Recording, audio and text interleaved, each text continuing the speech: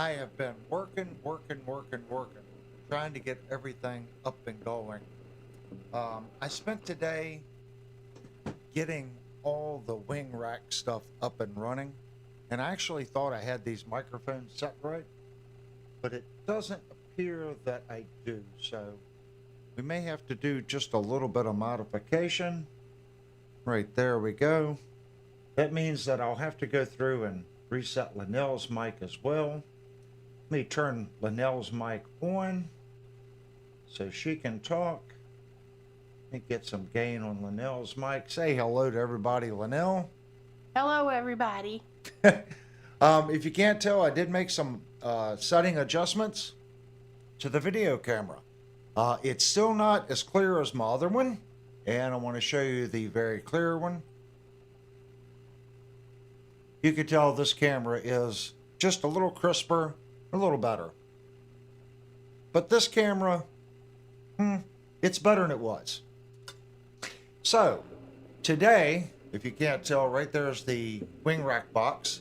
I spent about 4 hours today pulling the wing rack out of the rack, redoing some cables, and just getting everything up and running again. During that process, I made changes that I wanted to go back on the original settings. I think I got it pretty decent. Just in the little bit of time that I've been working with the wing, I've noticed that I've gotten a little bit better at going through some of the settings and getting things to work a little bit better. I'm really digging it. Again, tonight we are playing the little BE. And let me go to home. Let me see, where are we at? I did label them BE, and it doesn't say that it's muted, so I guess I just got to turn up the volume.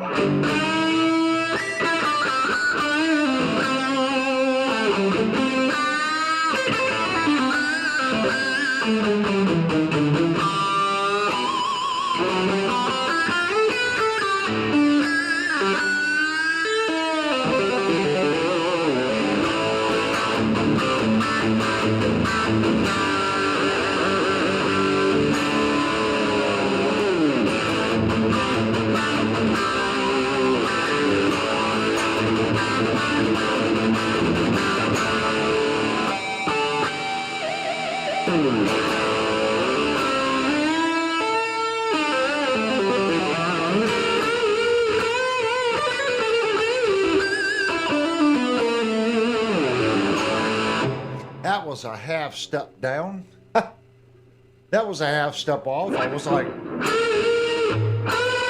needed to be an E. So if you listen to that, I did make some changes on that as well. And I'm normally hearing myself a little more in the headphones. So let me make a headphone adjustment. The camera that's off to the side, like... Yeah, it goes wacky. That's a connection issue. If you want the clean audio, if you want the clean scene, this is sharper, okay? But if I leave it on this camera, it'll go gray and wig out. It did it a little bit when I was on Xfinity with that hub. It seems to do it a lot more on the new hub that we have. For whatever reason, like right now, it's not doing it at all. So let me make a little bit of an adjustment on the height of the camera here. Yeah, it does that weird. It does that weird thing. I don't even know how to describe it. So yeah, that works. I moved it a little bit that way. But the picture quality is just so much better. And I do have this microphone turned off, but I'll leave it here until it wigs out. Someone tell me when it wigs out.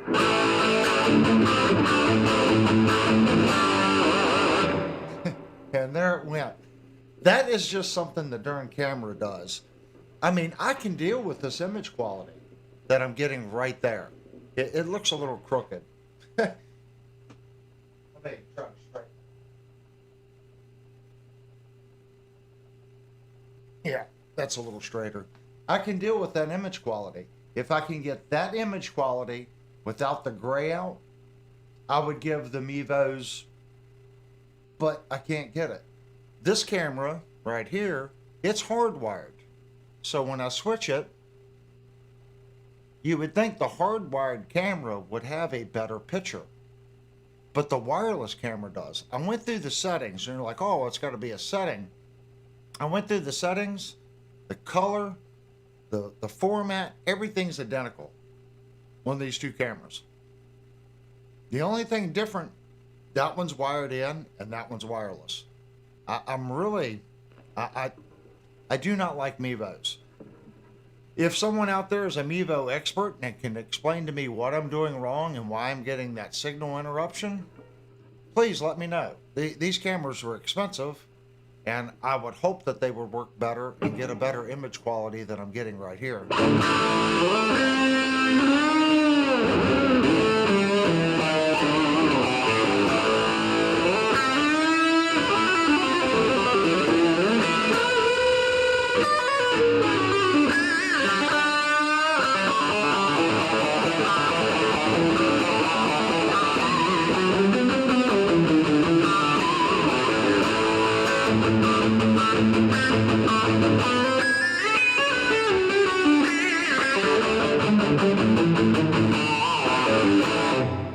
I also think I got the effects a little bit better than I had them. I think I had a little bit too much delay.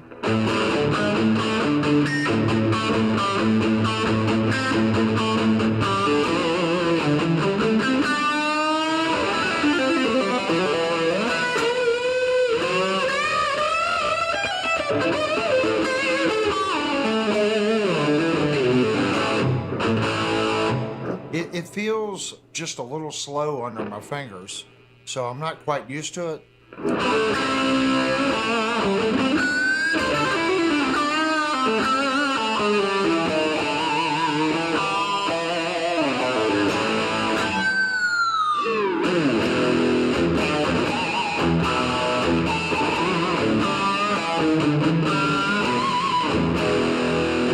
It also sounds a little too bassy. Is that amp mic'd? No, I'm running I'm coming out of the effects loop of the amplifier, and I'm going right into a little pulse. So that's my cabinet emulation. So if I want to, let's just change the cabinet. So I don't, that's not the one Steve sent me. I don't know what cabinet that is. So let's switch cabinets. So this is a different cabinet.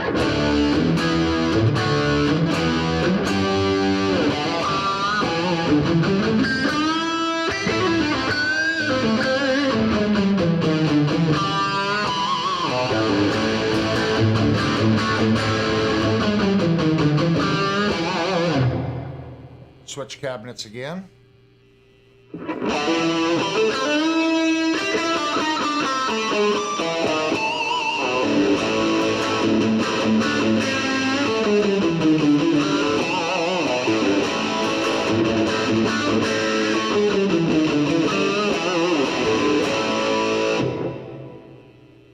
And this is I do know what this one is. This is 4 Greenback Celestians. Do you have any cool 80s backing tracks? Mr. Fats would love to hear with some 80s metal.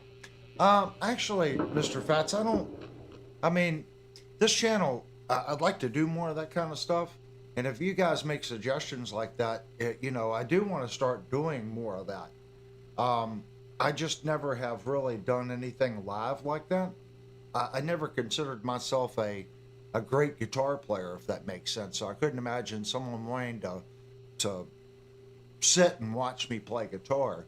I always viewed my experiences and things that I was good at was, tearing guitars apart, fixing them, and kind of looking at the general fit and finish on the guitars.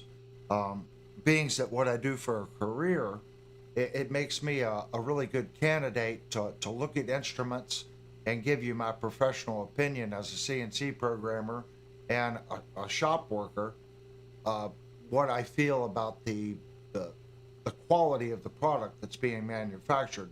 I'm in manufacturing. But yeah, I would love to start doing that. Though in the last stream, we were talking about Suno. It's Suno. And some other people had made a suggestion, or not a suggestion, had said that they were doing that they were getting just backing tracks from Suno. So Suno's like an AI generator, song generator. You can put lyrics on it, you can put guitar parts on it. You can ask it just to do genres and then list a couple bands that you like, and it'll create a song based on that style of music, if that makes sense. So you could play along with it. I was playing along with a couple of the backing tracks on it the other night. I thought it was fantastic. I don't know how, I don't have a paid subscription to it. I was just on their website noodling around. I'm pretty sure that it really limits you when it's not paid. The camera went wonky. Yeah, the camera goes wonky. So let me switch over to the one that doesn't go wonky a lot. I don't know how it works. I want to say it was either $8 or $12 a month for the basic subscription. I mean, $8 a month. I can't remember what it was. Even at $12 a month, if you're doing it and you want something to play with, I would think just the ability to have that tool and be able to play a bunch of different things. And if it's a little off, there's a remix button so you can remix it. I mean, it's $8 a month or 12. Well, actually, before we guess, let me put this up. And let's actually go to their site. Guys, I don't want to get into the whole argument, is it creating music? Is it not creating music?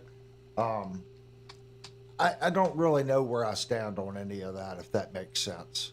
I just don't know where I stand on it, if that makes sense. So I just went to the main page. We're gonna go here. So when you go to Suno, this is the site. This is what comes up first. Okay.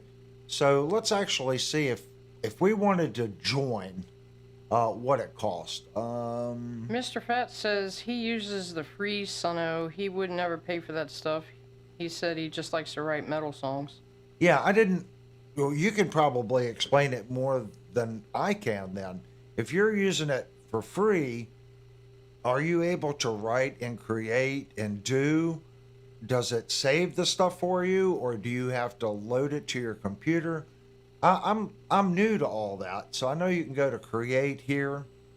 I've never, I didn't figure it would let me create anything because I'm not a subscriber, if that makes sense. And you have Brian VH5150 says, don't cut yourself short. You're a good guitar player. Really like your pinch harmonics and your hammer-ons and pull-offs. Oh, thank you so much, man. And Mr. Fat said Avery plays really good guitar, top professional level playing. Well, here it says a premier plan is $24 a month. So what I looked at was not that expensive. Oh, here it says see all plans. So a pro plan is $8 a month. So it says access to the most advanced V5 model. Now, see, there's the difference. I do know, I can't remember, it's PH 45 or 41 or something. He's across the pond, bald-headed fella. I do like his channel. He was showing the differences between the 4.5 and the 5, and it is stupid.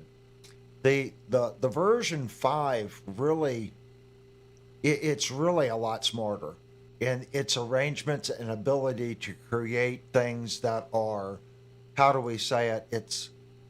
Its ability to create things that are more what we're used to hearing. It doesn't make stupid decisions. Mr. Fat says the free version gives us 50 credit free per day. You just need an account. Very simple. The songs stay on Suno to share.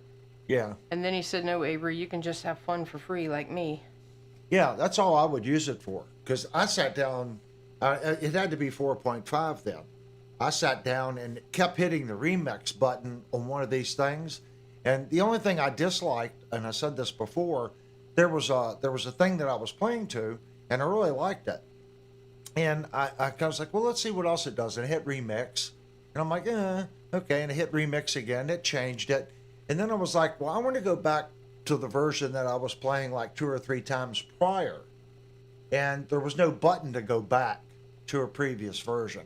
So maybe once you start, because I don't have an account, maybe once you have an account, that's something you could do on the free version. But going back to this, on this, this plan, I mean, for $8 a month, it's pretty crazy. I mean, I agree. If you can get it for free, then get it for free. I'm all about free. I forget what is it, Reaper. I have Reaper on my computer, and since I got the wing rack, I can do all that stuff. Before, I really couldn't. I didn't have an interface to come out of each independent channel of my old Mackie to go into Reaper. Since I got the wing rack, now I can. It's kind of crazy. If the wing rack is on, I can open up Reaper and I can record something. I mean, just like that. As soon as Reaper boots up, it's going to see everything that's live and active on the wing. I just go to that channel.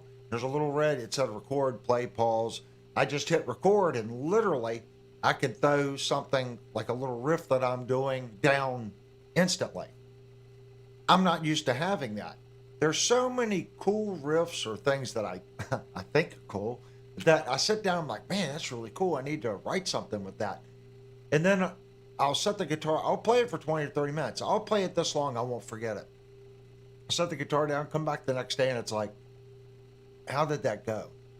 I really, really need to get into the habit of when my little squirrel brain comes up with something to get that captured. And I can even do it with OBS. I can just fire up OBS, hit record, and then I've got a camera, okay, that will show me what I'm doing. Because if I've forgotten the melody, I've most likely forgotten where it's at, or maybe it's 6 months from now. I listen to it and I go, what the heck am I doing right there?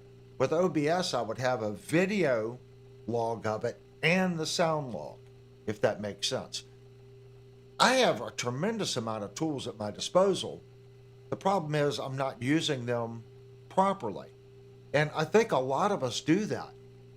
If we actually took a look at the equipment we have and we maximize what that equipment can do, it would be crazy. A lot of times, we never even take a piece of equipment to its limit. We use 10 or 15% of what we have, okay, as far as what it can and can't do. You know, it's capable of doing this much, and we use it for this much.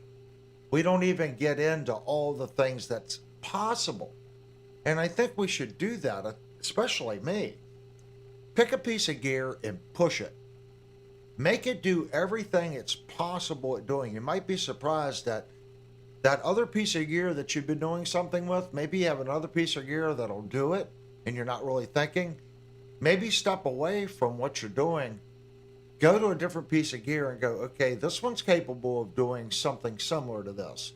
And really push that piece of gear, learn it for all that you can get out of it, and then move on to the next piece. Mr. Fat says the paid plans give us a commercial license to upload our songs onto like YouTube or some music channel with a few other goodies, but if we don't care about that stuff, the free is good enough.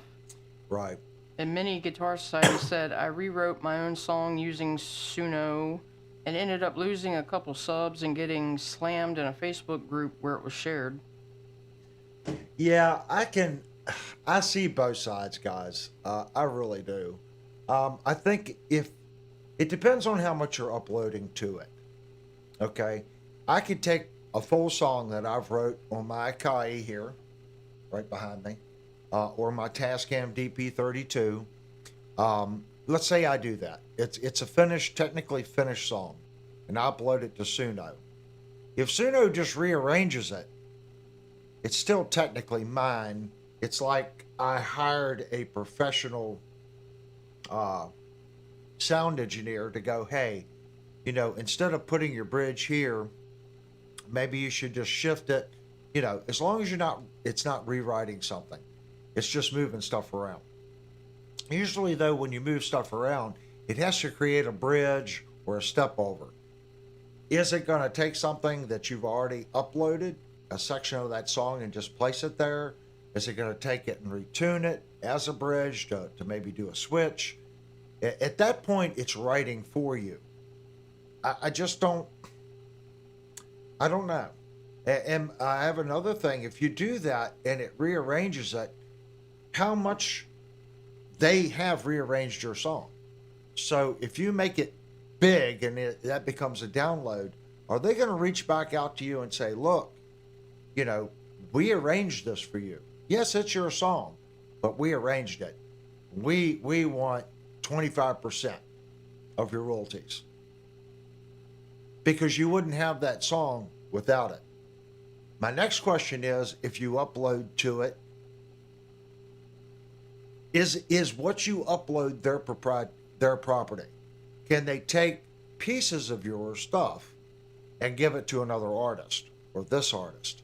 I would be very concerned about that. AI doesn't forget. Unlike us, we can go to someone, we can watch them play, and we pick up 5 or 6%. Okay?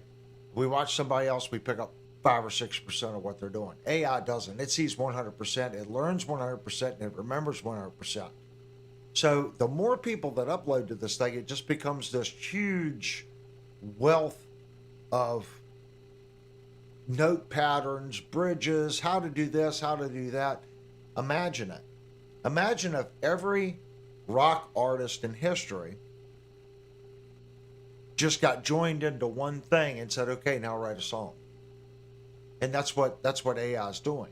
And the better it becomes at doing it, by you uploading and saying this sucks or this is good, and the better the engine becomes, the scarier it's going to get. I don't think I'm saying anything out of line. If you think it's bad now, it's going to be far worse in 5 or 10 years. And I qualify that as a CNC programmer. When I started learning CNC programming, it looked like a time card, okay? And your CNC machines had a thing, you'd put that card in the machine, and the card had little holes in it. It was a very basic CNC program. And it would read the holes in the card, and that gave it a numerated control, a pattern, and the machine would run it. That's how things worked. You didn't have much memory, okay? You could probably get 1,000 lines of code, and it would read these cards. Timmy said that looks like the guitar behind you should be mine. That one's Linnell's. That's a great guitar. So I'm saying this because you had to write every line of code. Then people started getting smart. They said, okay, if I know this is my node and this is XY, I know that point. So I'm going to reference that point, and I'm just going to copy, paste. Once you get a routine, and you've wrote that routine like G21, G22, step down, G58, go back to home, they'd take that and go, okay, I've got my routine and I've got my ramp. And the ramp is where the machine starts to ramp down to the next seat. Once that's in, all you have to do is change your starting and ending location. You can copy that and just repaste it.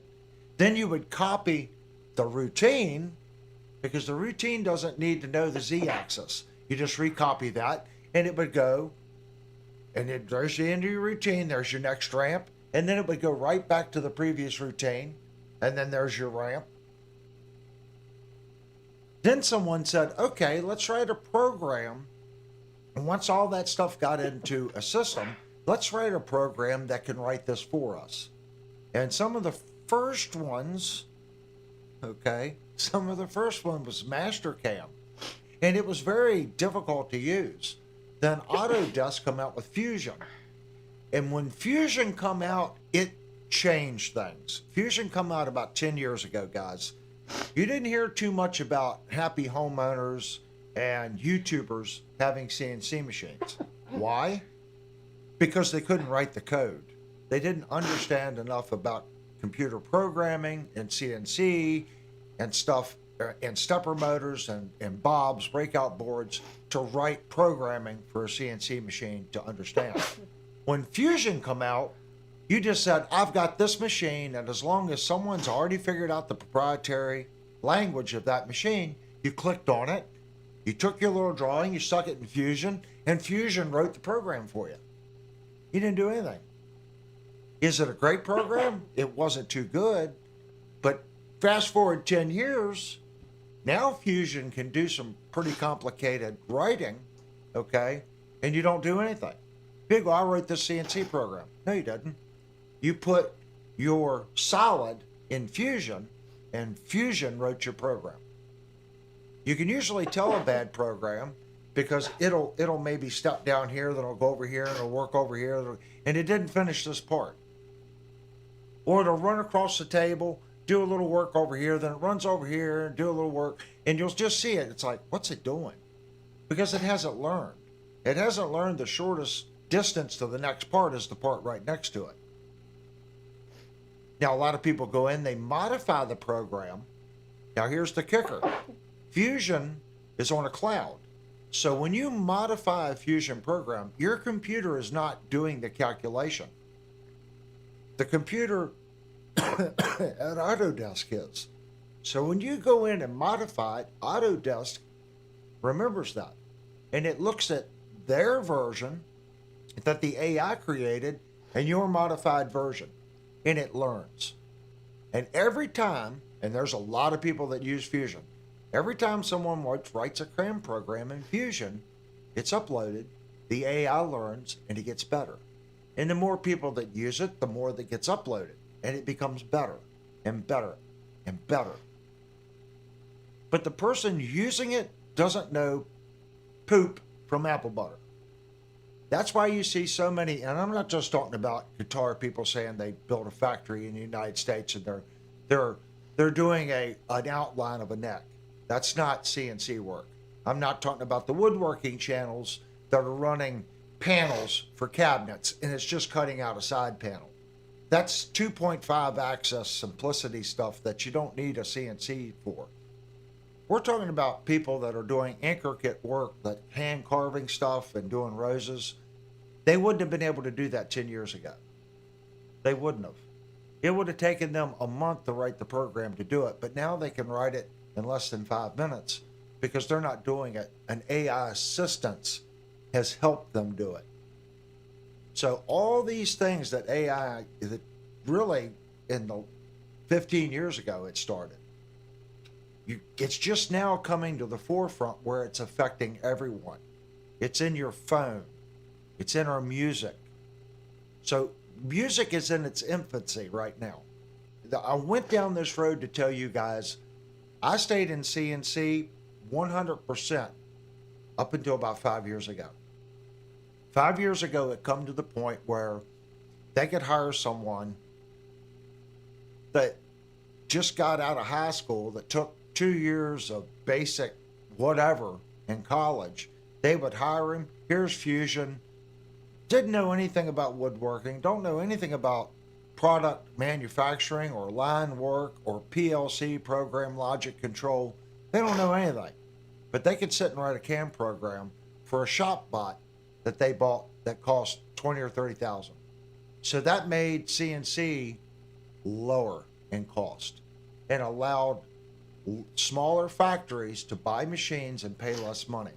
Once that happened, your larger corporations went in and said, look, we can't pay you guys anything. I can hire a monkey over here, and that monkey I can put up there and just yes, no, and he's got a 50-50 chance of getting it right. I hate to say that, but music is going to be the exact same way. And we already see it because the professional musician making a living playing is struggling. When I say struggling, it's hard to make a living. When you do write an album, there's no one buying the album. It's all fees from downloads, or it's free on YouTube. So you see these artists create a YouTube channel to get followers, to get ad revenue. It's not their music selling to pay them. It's the ad revenue. And everyone says, well, I'm sick of ads. Well, everything's based on ad revenue. Think about it. Rob Chapman, you saw him a lot 10 years ago on YouTube. Why do you think Chapman Guitars got big? Because Rod Chapman was big. Just like that one guy that interviews all the guitar players. I forget, Rick Beato. He was one of the first ones. Okay, and there was a guy that gave lessons. I remember getting on YouTube 10 years ago and watching that cat too with the little black hat. I really didn't think that he was that good. And I'm sitting there going, why is this guy teaching people how to play? He's not even playing it right himself. Now he's like 2 million subscribers. Johnny Bean says music is free now. You can't sell albums anymore. Right. That's my point. So my point is, that's what happened in my career. That's why I had to change.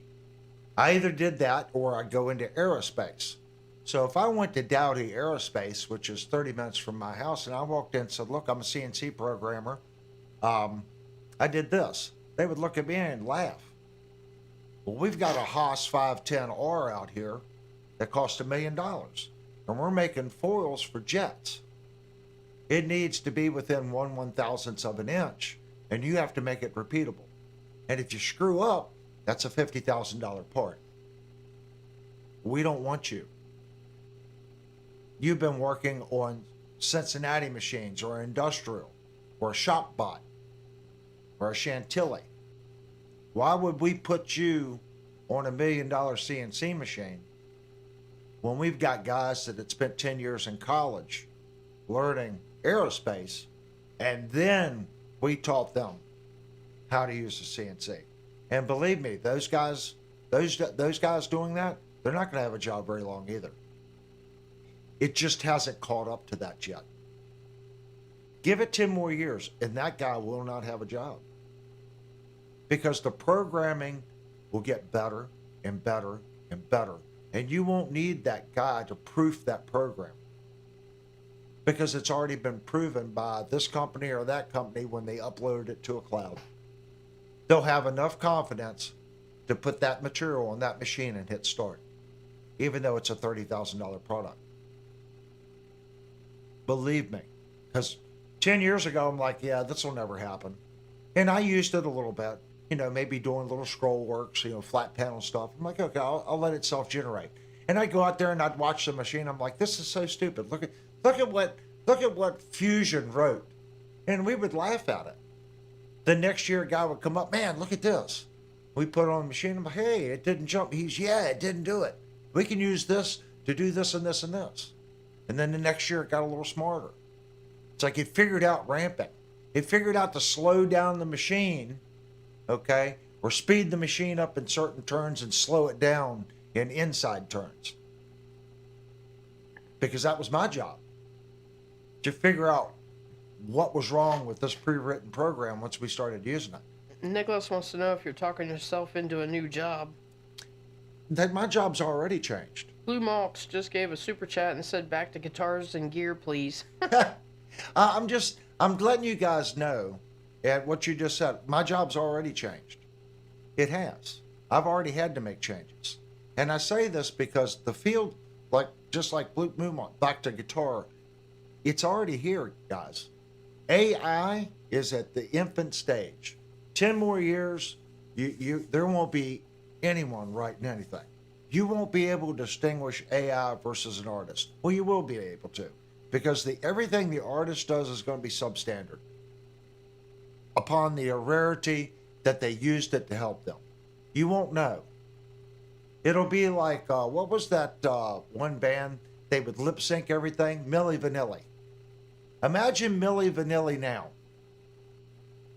Is it the same? I'm just pointing it out, guys. You can be upset with it, and you can say it's not music. And guess what? How old are we? We're an older generation. No one cares. Yet AI doesn't care. The person that wrote that AI and the way people make money doesn't care. Because the newer generation embraces it. So the way we do things is going to go by way, just like Harley Davidson. They stuck to how they viewed things for so long. There's no interest in it anymore. It's an outdated motorcycle that costs twice what a far superior motorcycle cost. I hate to say it, I like Harley, but it's not worth it. I'm not going to pay $40,000 for a motorcycle that doesn't tell me what freaking gear it's in. I'm not going to pay $40,000 for a motorcycle that doesn't have riding modes. I'm not going to pay $40,000 for a motorcycle that doesn't have a button that I can change my windscreen. You guys are already saying it. Why would I pay $3,000 for a USA Gibson when I can buy a Epiphone for $1,200 and it's just as good? You're spoiled as far as your motorcycle. I have none of that. Hey, I like my BMW. I like my Honda Rebel. You know, I know I have a Cadillac motorcycle. It's not new. It's an '09. But I've been looking for 5 years for a better motorcycle. And I go look, and there's nothing. There's nothing better than what I already have unless I buy another RT 1250. I've looked at them all. There's nothing better than what I'm already riding. When you get to that point, and this goes right to guitar, minimum returns. At what point when we buy a guitar, are you just buying what you like? And that's fine. Since I'm trying to explain this to you guys, because this is something from doing YouTube that is really starting to hit me more and more and more. Like, do we really need an amplifier? Are we going to be out?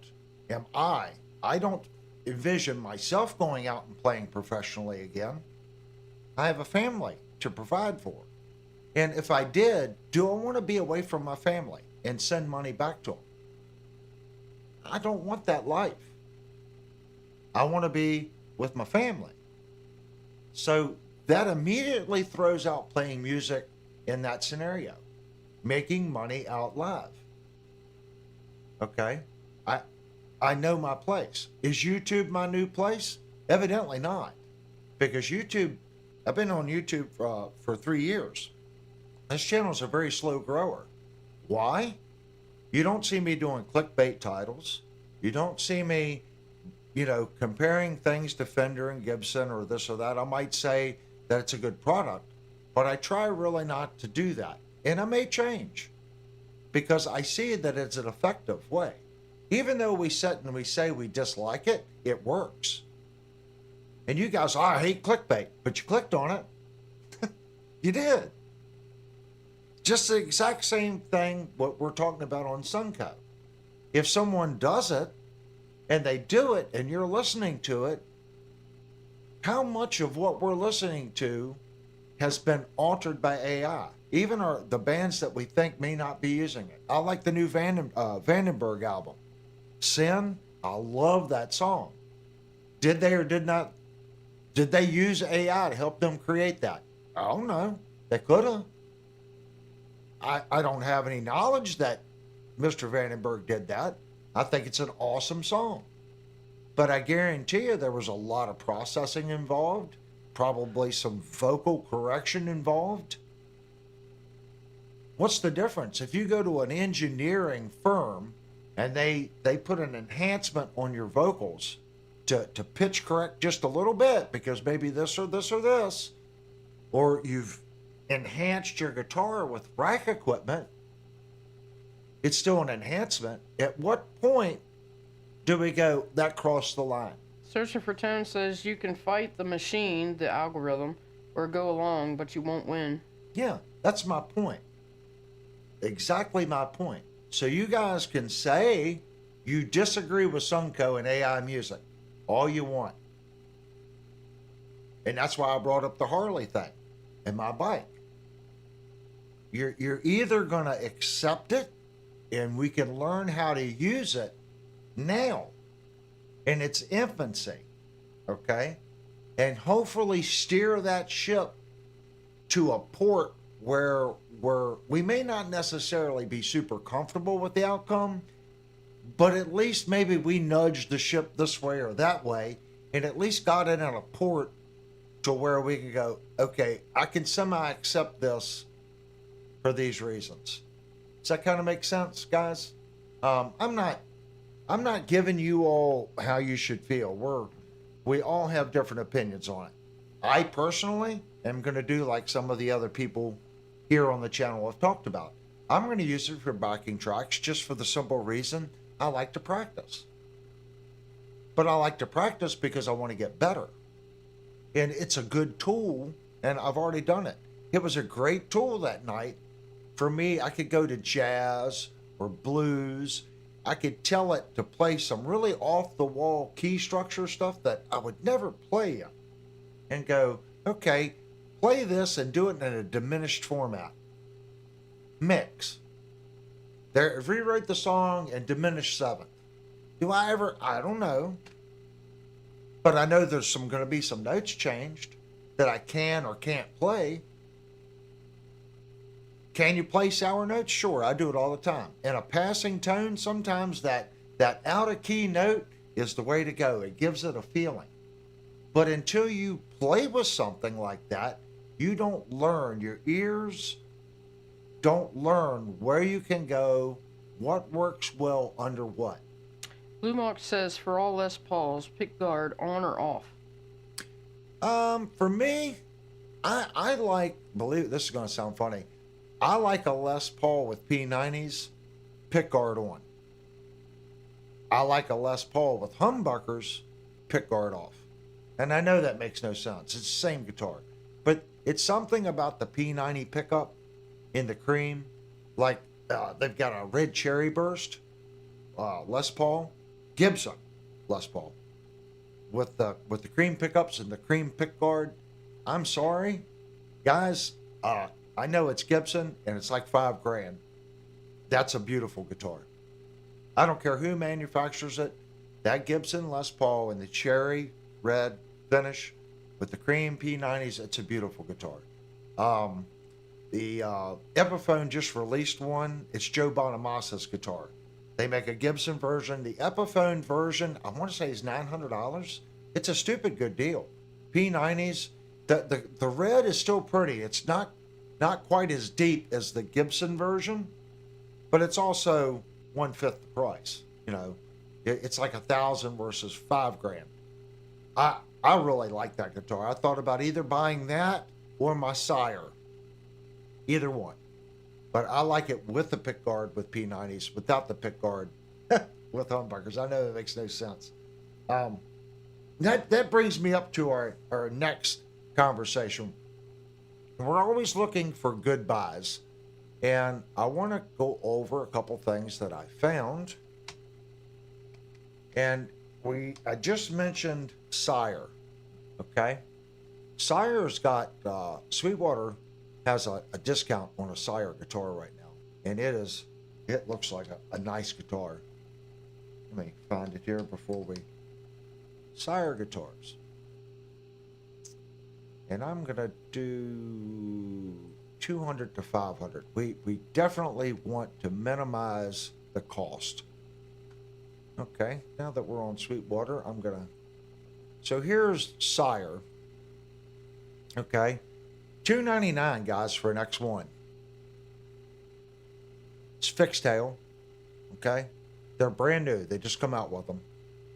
They've also come out with an S1 model, $299. Strat, humbucker, single, right here. Let's click on this one. This is pre-order. Timmy said new guitar for Linnell. Yeah, this is a beautiful guitar, guys, for $299. Sire. It's an L5. Just come out with. That's a beautiful guitar. I don't know why they have that one in with these, but it's still a beautiful guitar. Here's a Sunburst one. $299. That's a good buy. But that's not the buy that I wanted to share with you guys. Let's hit the back button here. Why is it not coming up? All right, let's do... Oh, that's right. It's $4.99. Now here's another one. This T3 for $4.59. Great tellies, $459. Good buy. Let me see if I can find this guitar. And they also have the S3, $459. So we're looking for guitars in that price bracket. I guess I should have found this before coming online, shouldn't have. So we got 3. I think it's a Y10 or a Y5, it's called. Y5, right here. Check this thing out, guys.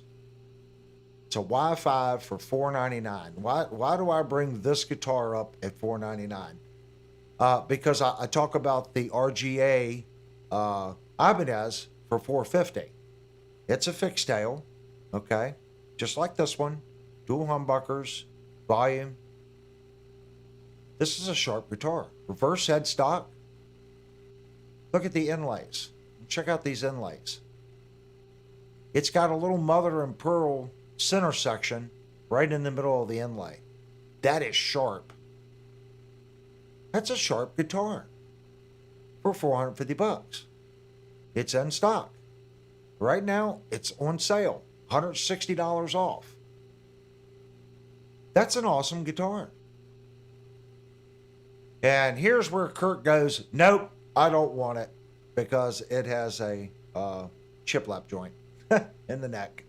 I personally don't have an issue with this. If you live in a cold climate where you have a lot of climate changes, it's not as stable as a 3-piece neck, but it's not going to come apart. So I already know some people's feelings on it, and I know Kirk doesn't like the scarf joint in the neck, but it does have a scarf joint neck. Here's the full view of the back. You can see that they've contoured the heel, and they've done it right. It doesn't look like a Leo James that they've done something kooky between the horns. They blended between the horns.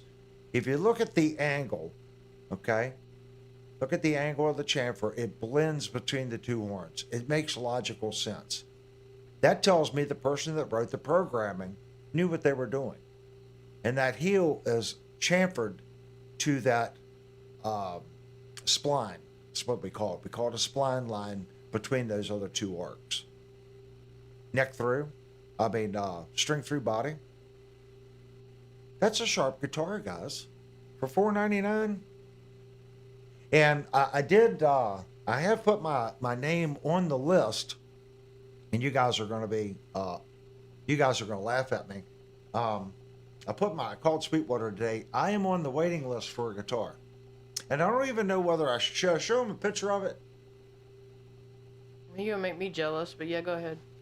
All right. I put this guitar, my name is on the first one that comes in.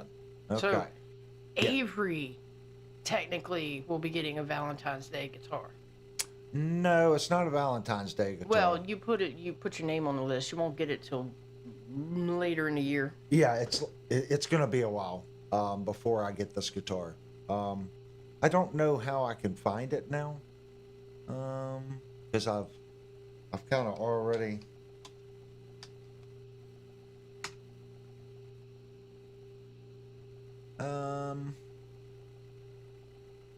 Yeah, see, they don't even. Doesn't even go. That they don't even have it yet.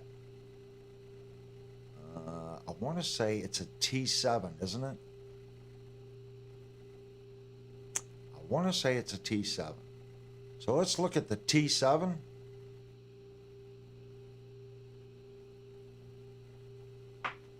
Yes. Here's the guitar that I have ordered. Check this monstrosity out. That's right. I ordered this thing. That is stupid cool. So I get the first one. First person to go on the waiting list. I know what you guys are thinking. Oh my God, that is hideous. Check that thing out. That is me. That is just off the wall enough for me to like. 1, it's a Telecaster. 2, it has a 2-point tremolo on it, and it has those cool inlays. Just like the other one. I'm going to hit mute on that amplifier because it's driving me crazy with the background noise. You're you're the only one in the video. You don't have the page Oh, you know what? Okay. Hold on. Here it is.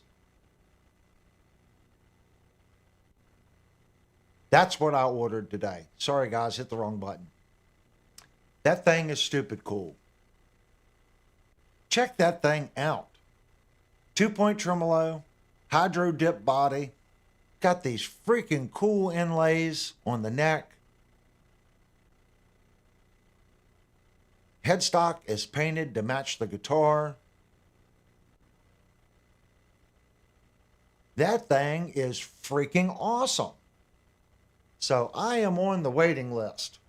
So we are purchasing that. I saw it and I said I gotta have that. There are certain things, I'm a pretty good luthier, so even if I get it and I'm like, I'll make it play good. You're the mustard guitar. That's right. It's mustard and everything else, all in one. Check that thing out. Roasted maple neck. And this one, yeah, that's right, Kirk. Look at that. No scarf joint. Now, they do the scarf joint on the cheaper models. Once you get past, I think, the 5 series, the 1, the 2, and the 3 models have scarf joint necks. So once you get past, I think it's 5. Like, I'm not sure if the X5 has a scarf joint neck or not. But I know the 7s, 10s, and 12s are all like this.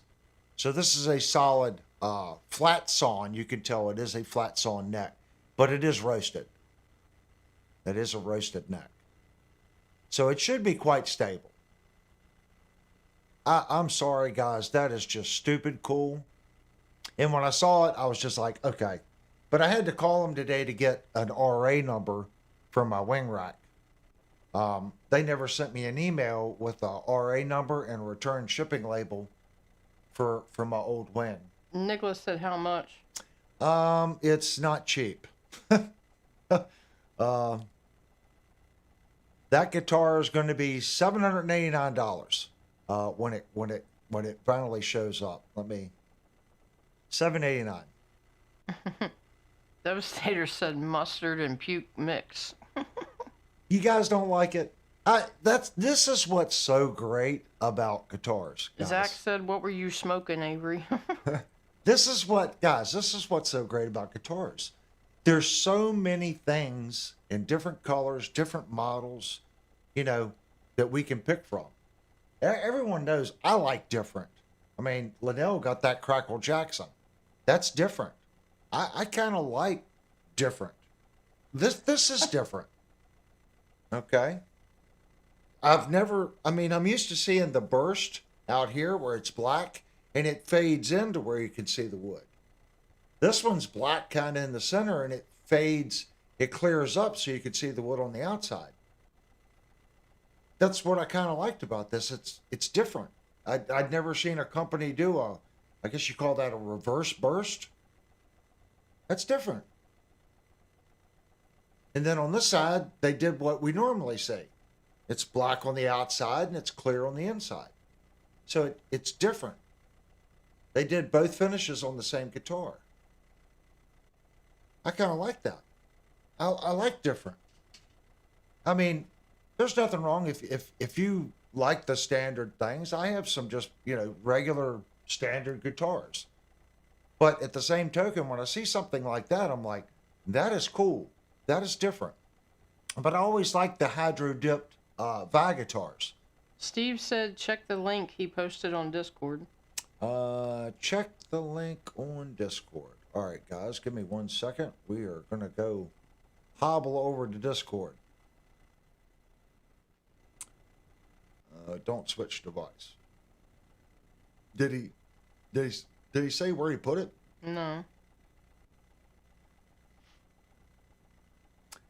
And for whatever reason, I'm not. Up there it goes. General. I'll check general first. It's not in general. Let's check guitar. Lefty. No. Yep. Okay. The question room. Oh, in the question room. Okay.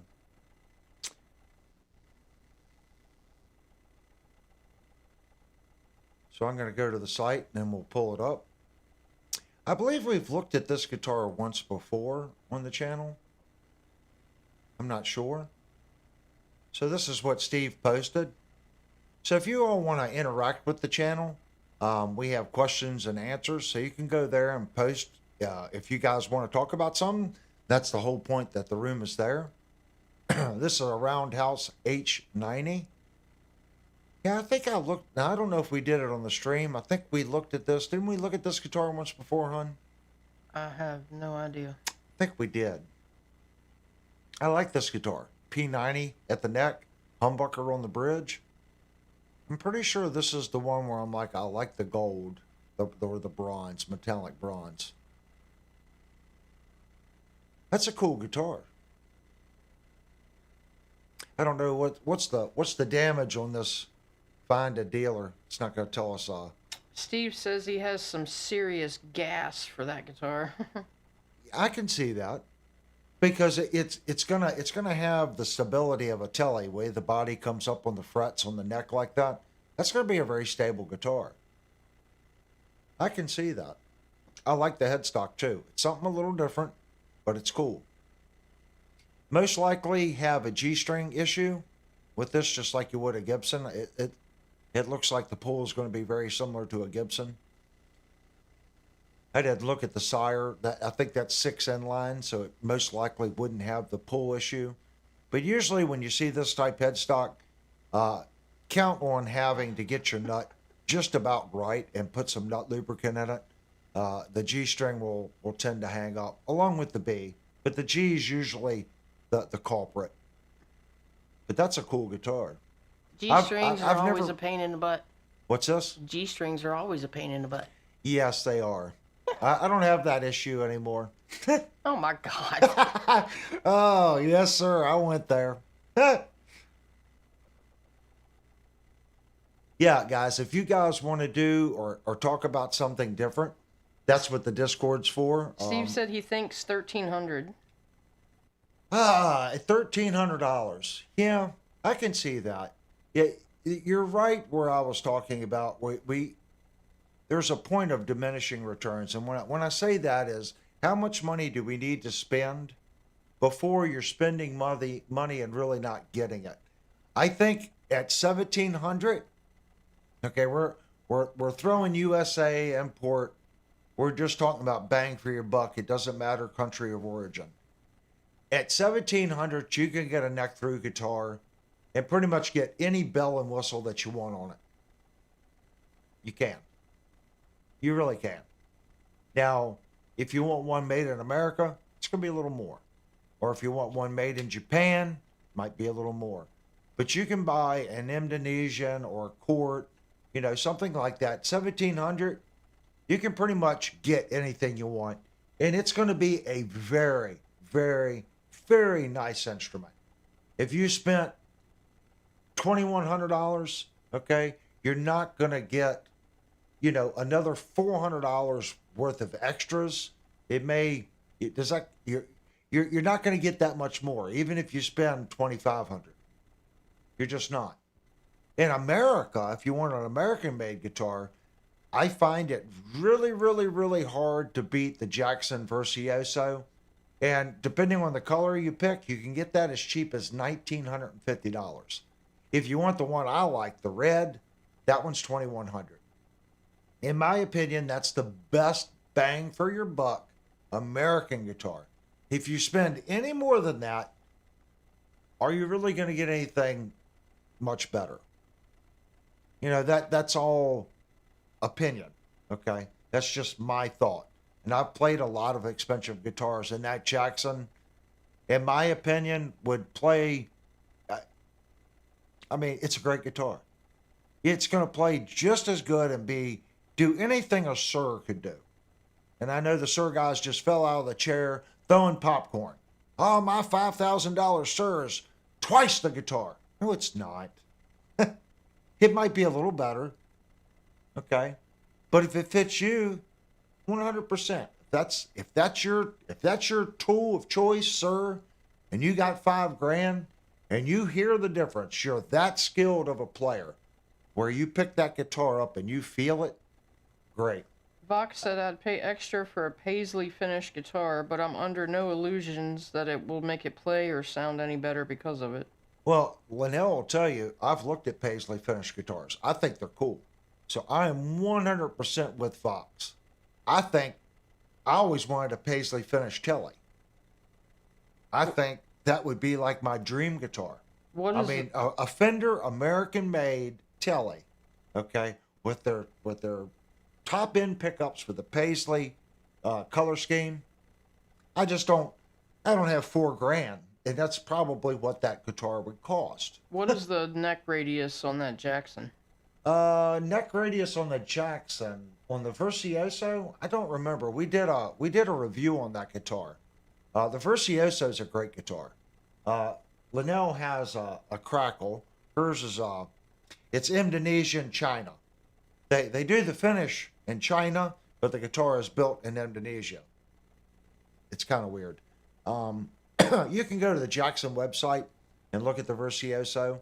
They also have a neck through model, which is about $400 more, and they make that in a Lambo orange with EMG pickups.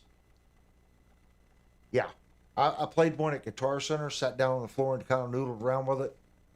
Yeah, stupid quality for $2,500 neck through. Now, we're not going to get into the Jackson. Is it really a neck through thing? It's a neck through. Mini Guitar Society said, Avery, would you get a B bender for your paisley? I've never used a B bender, but I mean, it would be cool. That would make it 100% authentic. But personally, would I ever, I guess you get used to it. Instead of grabbing a bar, you pull on it. I don't know. I've never used one, but I know they're cool. I don't really play that kind of music to where it would be a goof off thing, if that makes sense. And I guess that's kind of what a tremolo is for people that first get their first tremolo guitar. It's just like it's a goof off thing. But once you get past the goof off stage and you actually learn how when you're playing, you can just take the guitar and go like this and you can create some vibrato on that one string. I mean, look at some of the people that have done it. That's a stupid talent, and it's just something that you got to do. I wouldn't know how to use it. I've never used it, but would I have to have it? Absolutely not. Would it be cool that it was on it? Yeah, but I would be curious once you put it on a strap, the way I carry on and stuff, would I accidentally engage the B bender?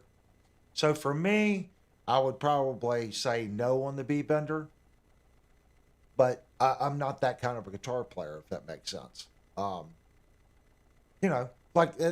Just like I said, tremolos versus fixed tail. I'm starting to play more fixed tail guitars. I see their place. Okay, but when I play a fixed tail guitar, sometimes I forget and I go down and I reach for the bar. But playing the fixed tail guitar taught me how to do hammer-ons, bend up, slam my finger lower in a different position, bend up again, and then when I let go, it creates a dive bomb effect because I'm doing it with the strings. So I did come up with a kind of workaround that if you're not paying attention, you would think I was playing a tremolo guitar. It's not the same because I can't hit a harmonic and do a dive bomb with a fixed tail. But I can do some hammer-ons and give it the illusion, the pitch change of what a tremolo does. I did figure that out. And I wouldn't have never been able to do that if I didn't start playing guitars like that. Devastator said it's break time. Yeah, it's definitely break time. Guys, we're all musicians. Cheryl said Vox is awaiting. Fox is waiting break. I don't want to take, what I say is definitely not gospel. We have a lot of talented guitar players in this group. You guys play. So if it works for you and you've developed a style that it works for you, that's what it's about. My style is based on the equipment that I had and doing workarounds. That's what it is. Maybe I wanted to do this and I had to do a workaround, and it just became something in my playing that people go, that's cool. Where'd you learn that? Well, necessity is the mother of innovation. It just is. When I was playing the hardtails, I want that sound. And I kept playing around, like, ooh, I can do this. And I come up with a way. I'm sure it's been done a million times before. But I never had my ear and my sight to go, that guy just did that. That's cool. I've listened to it, but maybe I didn't know he was playing a hardtail and I thought he had a tremolo. You know, it's the channel that you guys get to come in and say, yeah, I agree, or maybe did you think about this? That's what I want the channel to be. And if the channel grows slower because of our honesty, then great. I wanted to show you the new sires. We're talking about getting a $500 guitar, that Y guitar they're making for $499 with a hardtail. I might call my Sweetwater rep and see if I can work something out with them, because Shenandoah Music is not a sire dealer. I have thrown that bone to them, but evidently their distributor does not carry sire. So it doesn't look like they're going to bring sire in. I think sire would be a kick butt guitar for Shenandoah Music to carry, but that's okay. I might reach out to Sweetwater and see if I can work a deal with them on that guitar for a review. This is a little channel. They're probably going to say, go pound sand. But if someone's interested in that guitar, please let me know. I will work something out with you. If someone wants that sire that we were looking at, I will do something for you if you send it to me first, so everybody can see a full fitting finished review and a setup review from Sweetwater. And remember, you don't have to keep it.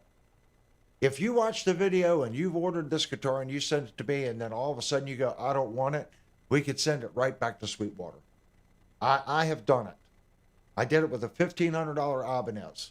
They will understand if you go, you know what, no. They will. I've got a return to Sweetwater right there. I've never had an issue with Sweetwater. Okay? So if someone's interested in that, please let me know, and I will do something for you doing something for the channel. And that helps so many other people that are considering that guitar. At $500, that is, in my opinion, that's a really good buy from a reputable company. Sire makes good guitars. We know it. Is that one good? I don't know. But I know they have a good reputation. So if you're looking for a double humbucker fixed tail guitar similar to that body style, please reach out to me and we'll make something happen to get that guitar on the channel so other people can see what it's made out of. All right, guys, let's take our 5-minute break. If you haven't already, please go down and hit the thumbs up button. Please subscribe to the channel. We do guitar reviews, guitar setups, talking wing racks and audio equipment and guitars. This is what the channel's about. It's about 100% honesty. You get no commercials if you're watching for free, and you won't get a commercial until the live chat reposts, and you only get one at the beginning and the end. There's no mid-roll commercials on the channel. I don't depend on YouTube to pay me a penny. Steve said, which model sire was it? Real quick before we go to break, let me look up the sire again. I think it was a Y5. Yes. They've got it in a couple colors. All right, I'm going to hit this view. So this is the guitar. It's $499 right now. Okay. And they've got a bunch of the black ones.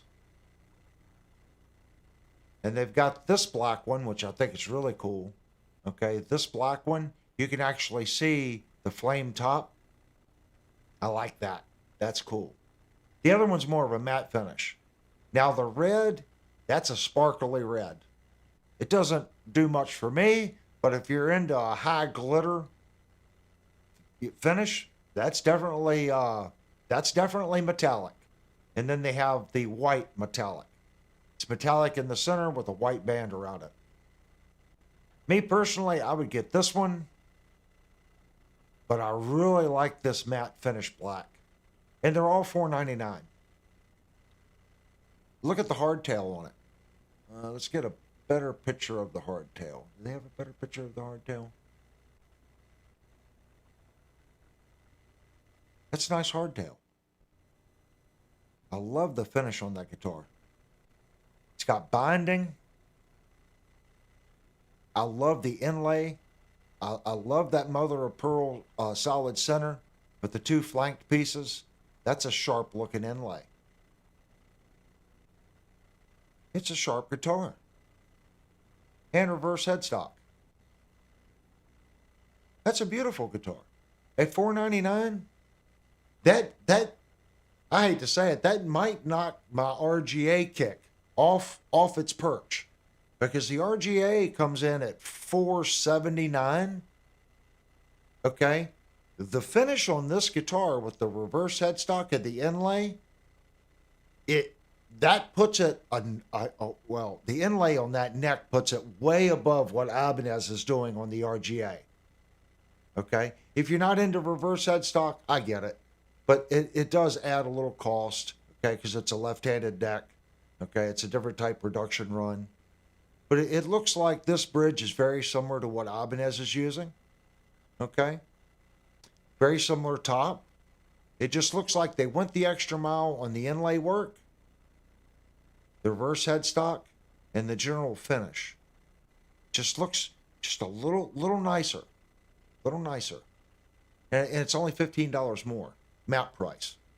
So if someone's interested in that, please reach out to me. I would love to do a review on that guitar. Brian said the open box one is $399. I mean, okay, $399. I would have to. I'll during the break or when we come back, we'll look at the open box one. Sweetwater usually puts the little triangle if there's a ding or a nick or something. If you're gonna play it, you're gonna nick it. That's the way to buy because it's pre-nicked.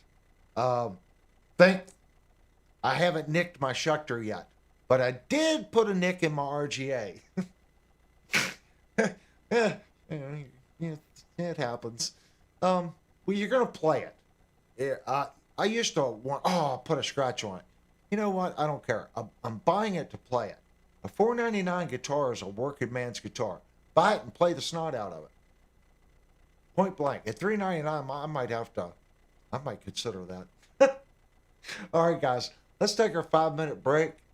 Get yourself a Vegemite sandwich, a Foster's beer if you're in Australia. And I just lost a sub if they are from Australia because they don't drink Foster's. 5-minute break, guys. When we come back, we'll talk about the Sire a little more.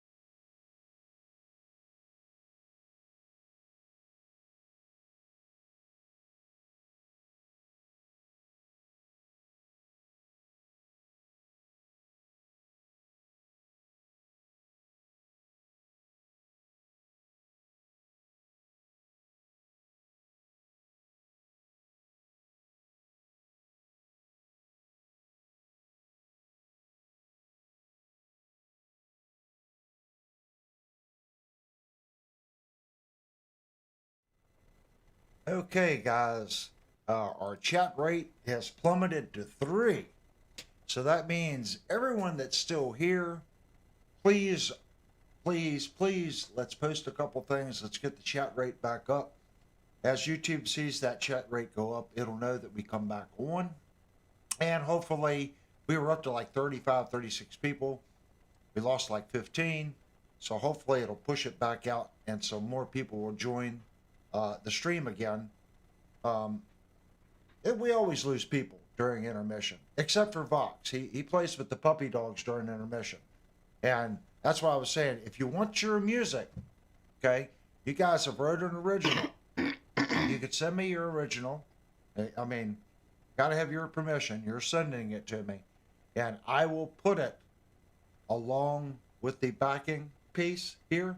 I'll do a video edit and put your music with that screen in the background, and you can get your song promoted or your original or something else.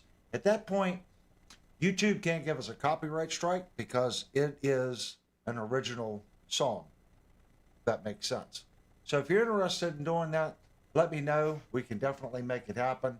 I've been thinking about that for over a month, but I keep forgetting to bring it up. So if you've wrote something, and I know we usually do 5 minutes, we can do a loop. Okay? If it's 3 minutes long, it'll just start at the beginning and re-loop it. And then whenever I switch screens, of course, I'd have to do a fade right into this. But that's a good way of getting your all's stuff up. Exact same thing. Okay, thought about this as well. Your guitar collections. Okay, send me photos of your guitar selections. I can piece it together in VDC and then put the intermission window over top of your pictures. So your guitars, stuff that you all want to show off, your studio, stuff like that, we can do that, and I can put who it is, what it is, and all that. I think that would be cool. Okay, just an idea. If you guys want to go down that road, I think it would be kind of cool for other people to see what you got or what's going on or stuff that you're writing. All right, if you want to do that, send me a message on Discord. All right, let's go back to the sire topic. I really want to discuss this. I know Juke say he likes, he put in that he kind of likes regular guitars, no reverse headstocks. This body shape is kind of like a modified Strat body. It's a little bit, it's an offset. You can see down here, it is an offset body. It is different than a Strat. It's it's more oblonged on the bottom. It does have a reverse headstock. Me, I kind of like that. It looks a little more rocky looking. It's a fixed tail. Let's look at another guitar that I feel, now this guitar has went up in price, $50. It's called the X5. Actually, it's went up $50. So this one's $659, and it's got the bridge. I'm pretty sure that this is a Floyd Rose special in this guitar. Let's see if it, yep, and it does have the shiplap joint neck. Okay, there's the back. Full view. So it does not have the reverse headstock. At $650, this guitar falls right in line with some of the Ibanez's that we've been looking at, some of the S models with the zero bridge. Let's look at what bridge it has. I'm pretty sure it is a Floyd special. Neck, hardware, bridge, Floyd Rose special. So would I feel more comfortable with an FR1000? 100% I would. And it does have the Sire standard, Sire wound pickups. Okay. 24 fret, medium jumbo. Rosewood fingerboard, radius is 14, bolt on, mecha material is hard maple. Body, solid body, so it's a mahogany body with solid maple neck. That's the X5. I think this is a nice guitar. When it first come out, it was $599, and they used to have that in a couple different colors. They used to have a red one. They're not showing it. Usually it'll show different colors right here. They do make a couple other X models. So let's just type in X. They are making a headless model now. They've introduced this swirl finish for this year.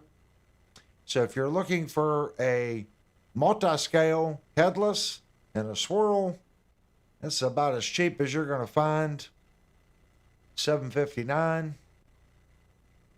Of course, they've got it in a blue, solid green, metallic white, off black, and then the ash body. I've got a headless guitar. I really like it. It's scalloped frets. It really depends on how you all feel about the headless guitar thing. And here again, the X1s, $299 fixed tail. This is going to be competing with like the Ibanez Gems. Again, it's $299. I paid that amount of money for a Firefly that was non-playable. Paid $289 and $30 shipping. So I paid more for the Firefly that's in my basement that I haven't been able to play because the tremolo was so bad. There's a Sire.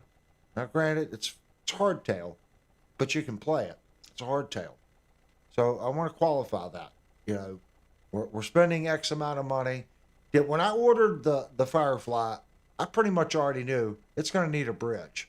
So if you're out there and you're a Firefly guy, if you're buying a Firefly and it's got a Floyd Rose on it, count on replacing the bridge. Period. If you get one and it works fine out of the box, great. Count on replacing the bridge because it's very, very soft metal. The new Floyd Rose, the budget Floyd Rose, is very soft metal. The specials, from what I understand, 3 to 4 years if you use it a lot, and the knife edges wear out. It's a little softer metal. That's why they like going to the FR1000, which is a harder metal. It's more durable. It's going to last longer. So I wanted to see they had a higher end X model, like an X10. They might not make it anymore. No. Maybe it was a Sire X12.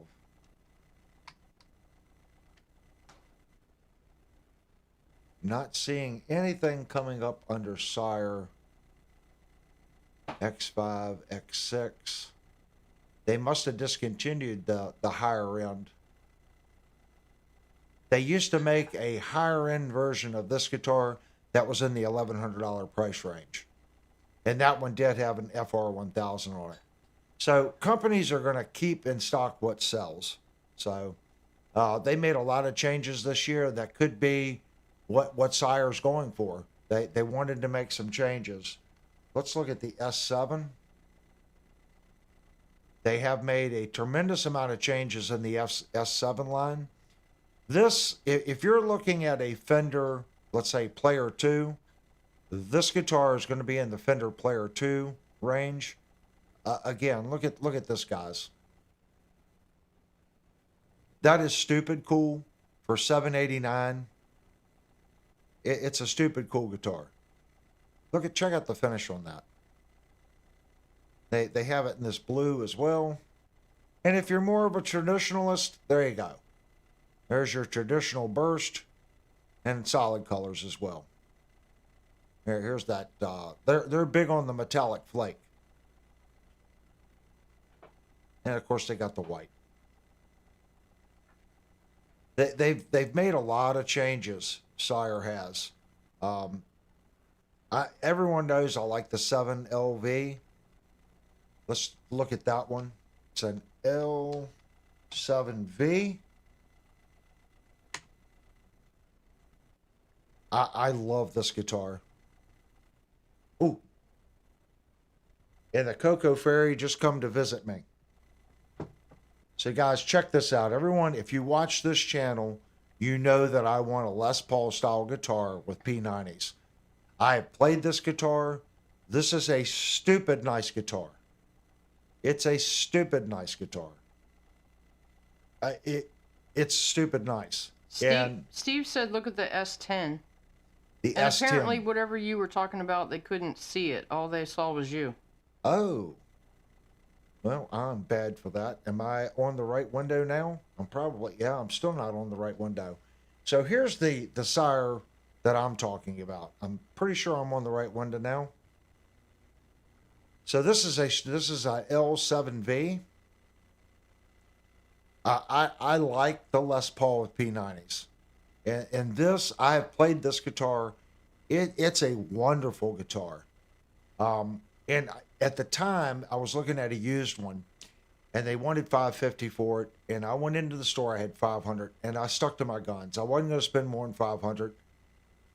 I get it. It was used. It had a couple little scratches from picking it, but the guitar was basically brand new. I should have paid 550 for the darn thing. Took it home and loved it. It played so nice. I went home and I looked at Linnell. I'm like, we're going back to get that guitar next weekend. It's not going anywhere. Huh? Yeah. It was gone.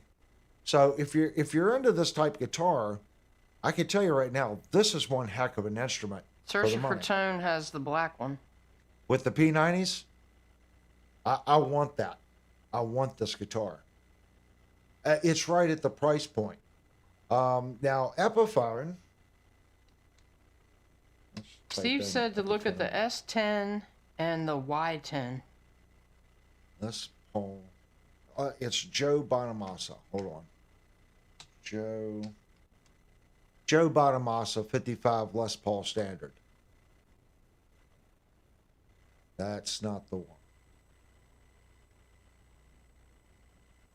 He has a model that I'm also thinking about by Epiphone. Well, it is not coming up. They may have discontinued it.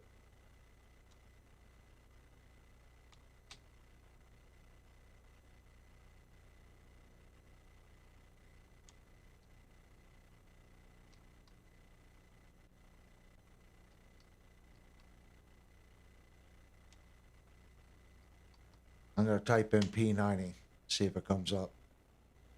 Oh, they were making an Epiphone Joe Bonamassa P90 Les Paul. It doesn't appear that they're making it anymore. It was $8.99. Darn.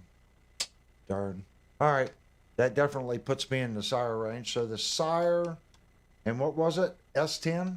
S10 and Y10. Let's look at the S10 first. Here's the S10. Yeah. Yeah. They got 300 off of this one right here.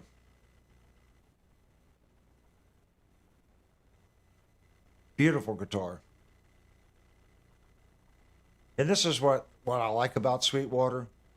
It's amazing. Well, each piece of wood takes stain a little differently. You can see how this one's much darker. It almost looks like a honey roasted. This is more natural. But there's something about this one. I like the big grain section right here.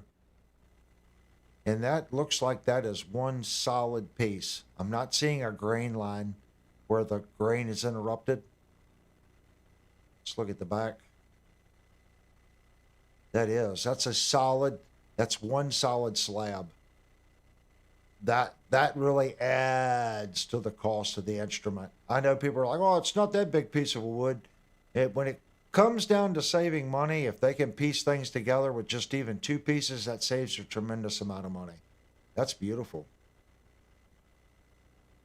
That's a beautiful instrument.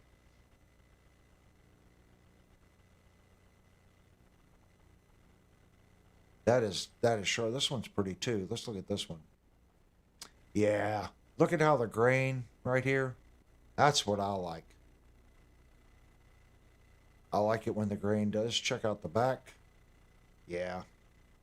That's sharp. So you never have to worry about your glue joints expanding and contracting and creating little screwy spots, or this piece of wood's darker than this one because it's two different pieces of wood. That's sharp. And the other model was a what, hun? Y10. Sire Y10. Oh. Y10. Oh yeah. Now this looks like the more expensive version of the one I asked if someone wants to buy one. Yeah, the Y5 is the one I'm looking at. So on the Y10, let's check it out. Let's see what they've done. So they've added a 2-point tremolo on the Y10. It's got Fishman influences in it. Locking keys. Yeah, this is now see right here in the neck. See that line, guys? They have added a piece of wood right there to get the neck to align. There is no, oh, that's a 3-piece neck as well, guys. Do you see that? So this neck on this guitar is going to be extremely stable. They have not added the a 5-piece. They would have put a little bit different material right here to put the stripes in the neck, but you don't need that. My PVs are 2-piece necks, and it's just solid maple. Extremely, extremely stable. Neck through. Oh my gosh, this is crazy. Look at that. Neck through body. We were just talking about at what point can you get a neck through guitar. Now, this does not have a Floyd on it, but this is $1,050 for a neck through with fluences. That's pretty awesome. Okay, now go to Discord in general and look at Steven's Epi LP Special Double Cut P90. Okay, I wanted to go to Discord. Hold on. And where did he say he put it? In general. In general.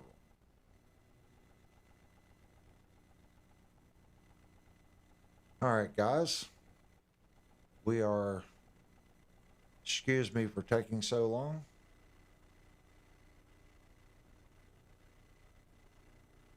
So right here is Devastators. No, Stevens. Oh, Stevens. It said Devastator posted it. Well, maybe he took it from one section and put it in another. I don't know. Okay. But So there's the first picture. That looks like a double cut. Yep, Epiphone, Les Paul double cut, 2 P90s. That's pretty sharp. That's what I wanted when I bought my Firefly. Everyone knows that I hot rodded a Firefly. But it was cheaper. So that's why I went down that road. Steven also has a Sire L5 LP style with trip single coils. He said it's killer too. Yeah, I think Sire makes a heck of an instrument, guys. You know, we're about trying to find, good instruments at good prices. Everyone knows you can get a good Firefly for $200. I think their basic Telecaster, it's a good guitar. It is. If Firefly would give me their basic Telecaster, okay, with the ashtray bridge, put conventional frets on it, and sell it to me even at $250, that guitar, if I can compare a Squire Telly for $200, which there's one right now at the store I'm looking at. Steven said it's the new model, 550. Yeah, if I compare the Firefly, I've played the Firefly versus the $200 Sire. I mean not Sire, but Squire, which is Fender's lower end line. I think the Firefly's better. It's a better playing instrument. The only thing I don't like about the Firefly is the ball end frets. But I think from the factory, the pickups are better than the Squire, and the overall fit and finish is better than the Squire. When you get into the vintage vibe, though, I think you guys are going to laugh. I think a Squire vintage vibe, Strat and a Telly, is more Strat and Telly than a new Fender. Fender, with their lace sensor pickups and how they're doing their pickups and stuff now, they just don't sound like vintage Fenders. If you want a real vintage sounding pickup, Fender, and you like the vintage sounding Telly, vintage vibe Telly, vintage vibe Strat. They sound more Stratty than a new Strat. And I'm sure I'm not the only person that said that. A vintage vibe Strat just, I'm sorry, it's a Strat. People go, well, I want a Strat, I want sound. Then buy a Strat. Buy that vintage vibe Strat. It's like $450. It's a stupid nice guitar. You can get the one with all the bells and whistles for about $5. When they do an anniversary edition or a special run, it might be in the $550, but you can get a nice vintage vibe, $450. Exact same thing with the Telly. If that's your sound, don't even waste your money on the standard. Just get the vintage vibe. And if you're wanting that vintage sound and you're thinking about going to the Player 2, you're not going to get it. The Player 2 doesn't sound like a vintage Stratocaster. The Squier, again, is going to outplay and outsound the Player 2 because it's more authentic to the original. But the Player 2s may have a little bit better fretwork. The Ventera, maybe a little bit better fretwork. Pickups are taste. I would say the vintage vibe pickups are on par with the Ventera and the Player 2. I don't think one's really going to be any better than the other. They're both going to have a decent amount of windings, and the Henrys and inductance should be pretty decent on those pickups. They're going to be decent pickups. Now, if you go to a Sonic or a Bullet, that's when you're going to start noticing the Henrys are going to go up. You're going to get more hum because it's a cheaper guitar. There's not going to be any shielding. You're buying a lesser expensive guitar. When you get into that, sure, get yourself a Firefly, maybe a Leo James, maybe look at some of the alternative budget guitars, okay? But I think once you cross that $350 or $300 line, that's when you start getting into name brand instruments like we just saw the S1, okay, by Sire. Before I paid, I just saw this last drop of FFSTs by Firefly coming in at $289. Before I spent $289 on that Firefly, I would spend $299 on that Sire. That's just me. I think you would end up with a more rounded, a better guitar out of the box that you didn't have to necessarily mess with. I could be completely wrong. I haven't played one. But being that I've talked to people that play the S3s, which is just one step above, they claim that S3 and the T3, that's a heck of a guitar. And that's in the $450 range, just like the vintage vibe.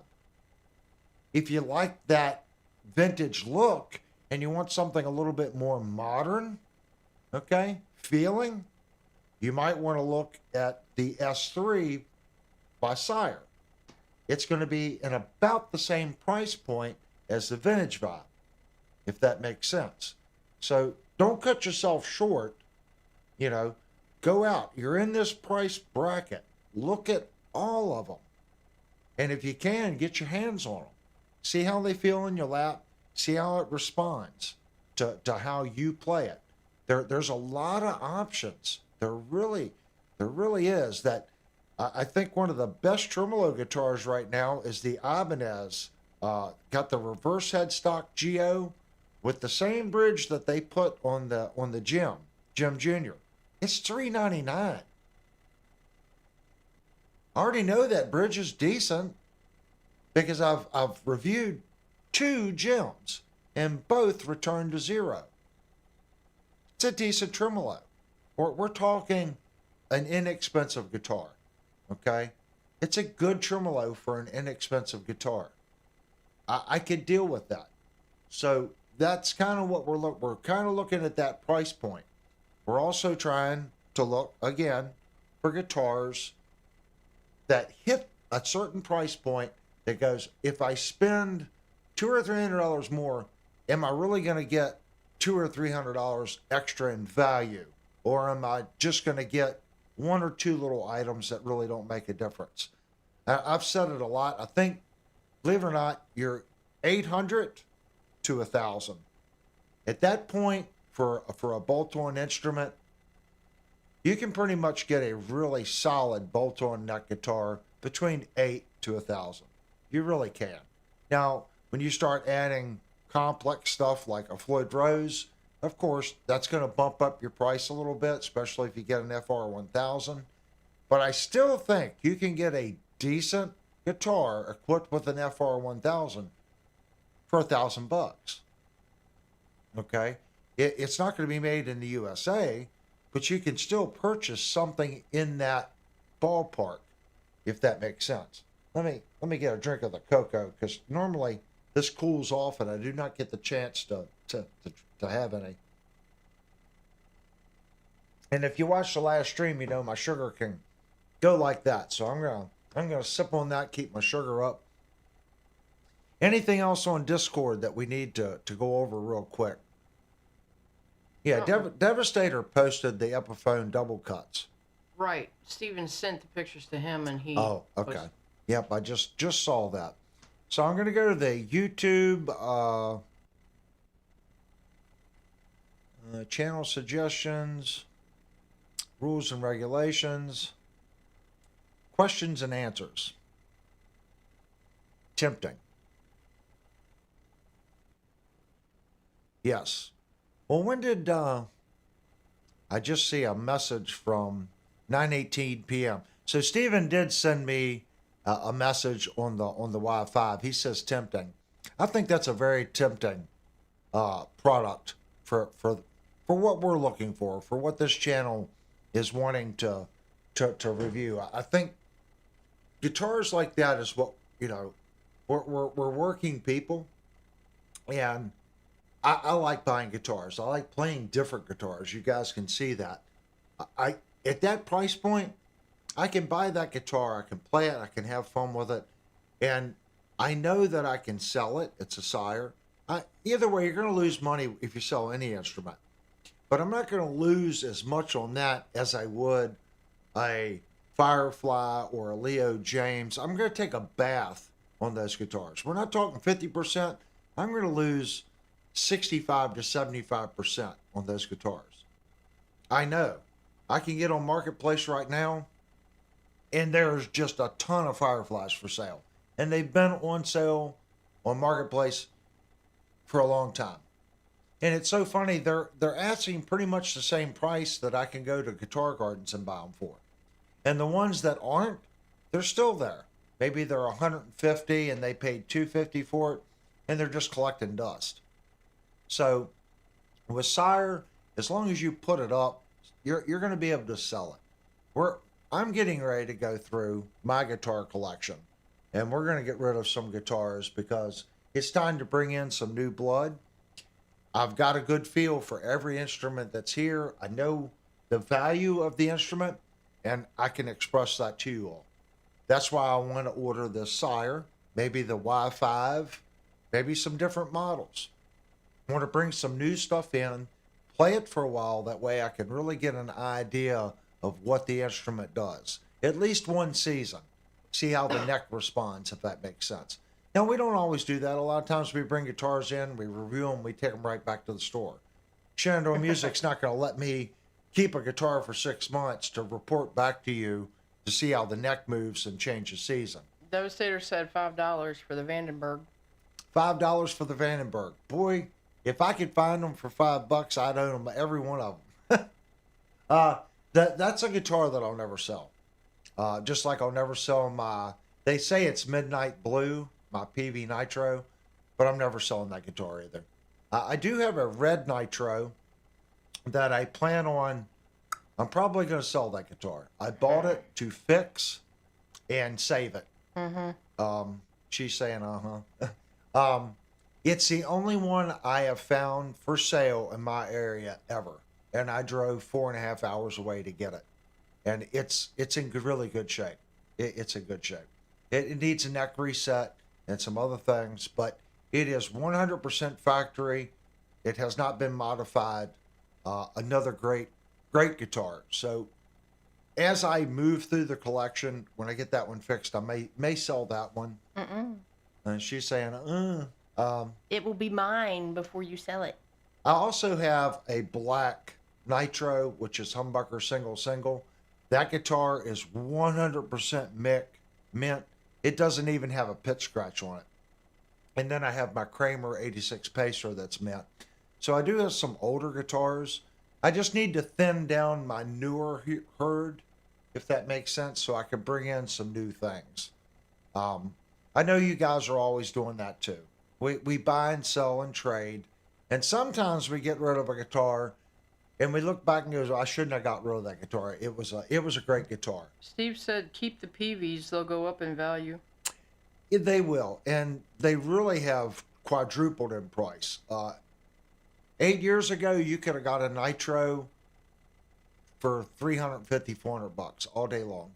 Now the Nitros with the 2700 killers, they're in the $800 to $1,200 price range. If you have a limited neck through Nitro, that's definitely putting it in the 1200 or above. Steve said sell the Firefly Lynch. I do. I got it downstairs hanging on the wall, but I got Jupe's guitar right now on the bench diagnosing the pickup on it, trying to figure out what's going on with it. There's something strange going on with it, but I don't want to jump the shark on it too much. I'm about ready just to pull the pickup out and completely separate it from the electronics. I think I have a bad capacitor, okay, or the switch. I need to separate out the switch. We did not replace the switch in it, so it could have been my fault. If it is in the switch, I may have gotten the terminals hot. I don't know, but I know there's a resistance change. It seems to be a little much when I go to humbucker mode. So I need to separate it down. We did some pretty complicated wiring in that guitar, and it could be my fault. And if I find that it's my fault, I'll tell you guys. He sent it back to me. He's like, look, the pickup, it's not putting out like it should. So I tested it right from the guitar, and it's not. I said that when we put it together, it just didn't have a lot of push, and that pickup should have a lot of push. I need to go to the website when I completely pull the pickup out of the guitar and test it directly and compare it. What are they claiming the resistance and the Henry should be on this pickup? It could be just a bad pickup. It could be something as simple as a solder joint or a switch, or it can happen. Maybe I got too much heat in the pot. If someone tells you I've never made that mistake, they are lying to you. I work on guitars a lot, and we make mistakes. So whatever I find in the guitar, I'll report back to you all. But that guitar is on the bench right now, and the Firefly is hanging on the wall downstairs. I do have the bridge for it. If someone's interested in that guitar, I will get it 100% to where you can beat the piss out of it. I just need to recoup what I have in it, if that makes sense, and I'll buy the parts to fix it. So if anyone wants a Firefly George Lynch model that actually works, reach out to me. We are going to fix it, and then I'm going to resell the instrument. We did a review on it. They're still in stock, most likely because of my review. It just will not hold tune with the stock bridge. Bad bridge. Point blank, it's a bad bridge. The pickup in the guitar actually sounds pretty good. Everything else seems pretty good, but we're going to have to put about $150 in a bridge for it. Then it'll be a solid guitar. But that puts the guitar, by the time you buy it and you spend $150, that puts the guitar at $480 some bucks if you purchased it and had to buy a bridge. There's a lot of guitars out there with a Floyd Rose bridge, like the Gem for $390, or not the Gem, but the Geo that Ibanez is making for $399 that has the same bridge the Gem has. Okay? You didn't have to mess with it. You didn't have to pull the guitar apart and do all that. Just get the Ibanez. It just makes more sense. And your resale is going to be better on the Ibanez. But this channel will eat the difference, and we'll do a review, and we'll do the service of the community that now knows that's not a solid instrument. Can you make it a solid instrument? 100%. But it's our job to buy it and go, this is the issues. If you buy one new from Guitar Garden and do it, that's great. But if you're thinking about buying one, you'll get a better deal here, and I'll go through the guitar. I'll sell it for $300, and I'm going to fix the bridge. You're going to have another 150 in the bridge, and I'll go through the guitar. I just need to roll the product through. YouTube pays me a little bit, super chat, stuff like that. That offsets my time and the parts. That's $300 that's cleared up to get another guitar in, to review, do it all over again. But in its stock form, it's not a good guitar. So if someone wants one, please reach out to me on Discord, and we'll make that guitar happen. That'll be after Jupe's guitar. That we'll stick that one on the bench and fix it. Do we have anything else, hon? I'm going through the Sweetwater thing now, making sure I got everything closed on Sweetwater. Okay, if there's nothing new there, we'll move on to the next thing. So if you guys can see, this is the new wing rack. Okay, and I did make some changes. So as of right now, I definitely want to kind of go through this with you guys. I see we do have a couple more people did join in. If you're new here, please go down, hit the subscribe button. Please hit the thumbs up button. We talk music, gear, and equipment here. So I want to go over this little amp right here. It's a little Friedman BE. And at Christmas, they had these on sale for, it was 99 bucks. Let me swing this around here a little bit. A lot of microphones. So I'm going to unmute that one. So now I should be coming through this microphone. I can push this one out of the way. So at Christmas time, they had these on sale for 99 bucks. I thought they were, why not? For 99 bucks, let's give it a whirl and we'll try it. So I have my guitar plugged right into the little Friedman here. Okay. And I'm going to open up those channels. Yeah, Steven said it was a big change in sound, which it was. Yeah, the microphones. Mm-hmm. I don't have this one gained up quite right. Jupe just gave a super chat. He said it's for Devastator's beard, and then he said I need a top hat. Devastator's beard. Check. Yeah, it's a gain issue with that particular mic. Okay, hopefully that's still decent. I am going to turn the microphones off because the microphones do pick up the pick attack, and I want everyone to hear what this BE sounds like. So I'm coming out of the send of the BE directly to the wing. And in the wing, okay, just 100% open and honest. Went over this last week. So in the wing, we are using a modulator, a chorus, and a filter, okay? And channel 11 is stereo. So 11 is getting 50% of the signal. That's what we have on 11. On 12, the only thing we're doing is an EQ, okay? And it's stereo. So I am blending those channels together, okay?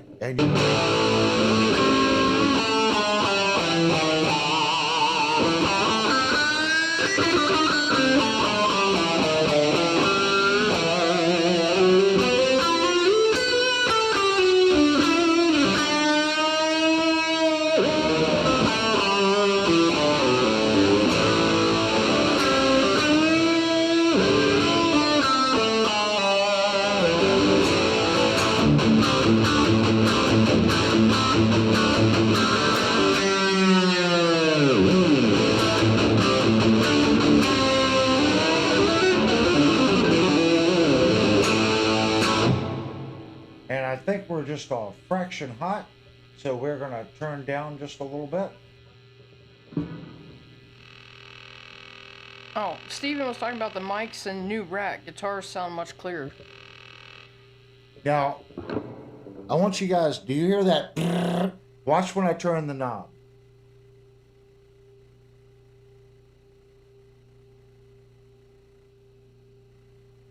Oh, now it's not doing it.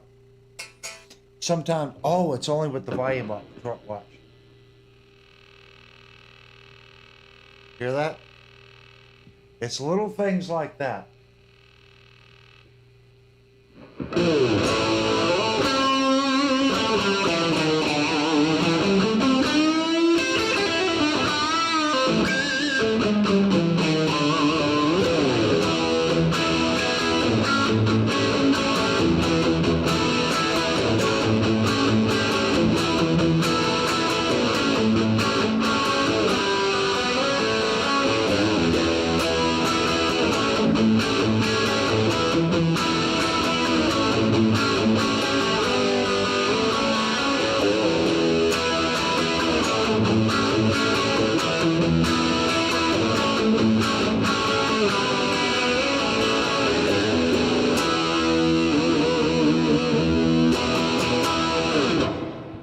There's no sound.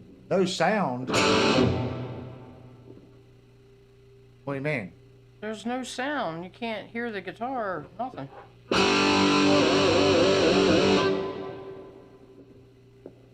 You guys really can't hear the guitar? No. Well, that's weird.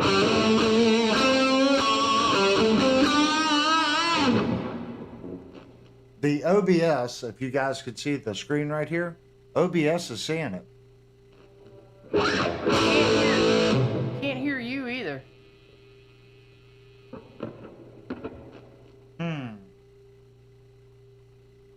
Well, Steven says he has sound. Steve said he has sound. Searching for Tone can hear you.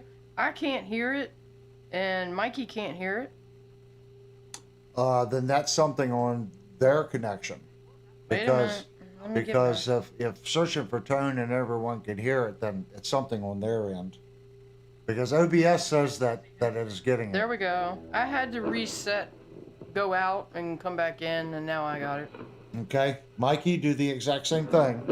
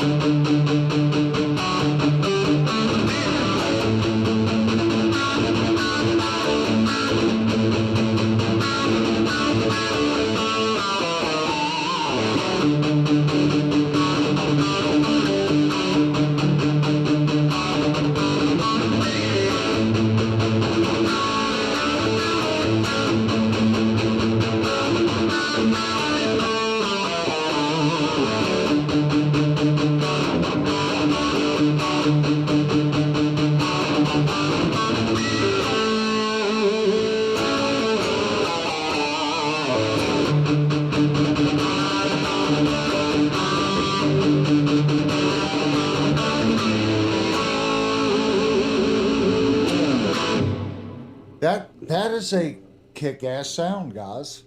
I can't get over the difference that decent effects can make. I know not everyone could do a wing rack, but there's other ways that you at home can do a very similar thing that I am doing right here. You just need to be able to get your plug-ins, get your guitar, to get to your computer, use the plug-ins, and bring it out of the computer to some control room monitors. Whether you're going to use an interface or a direct box, the cost, okay, of your plugins. There's so many things that you can get that are inexpensive, okay, and you can get the exact same sounds. I'm not using any of my rack equipment. I'm just using this BE, and I'm using some built-in effects that are in the wing. That's it. Now, we can do the exact opposite. So now let's do the exact opposite thing. That was the BE using factory settings. I'm going to mute that channel. And we're going to go plug it into the Yamaha.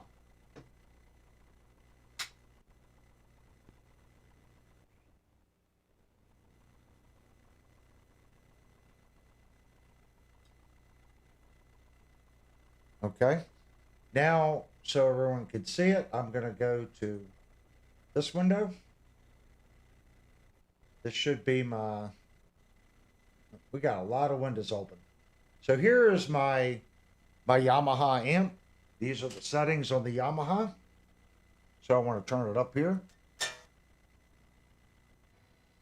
I'm going to unmute the Yamaha.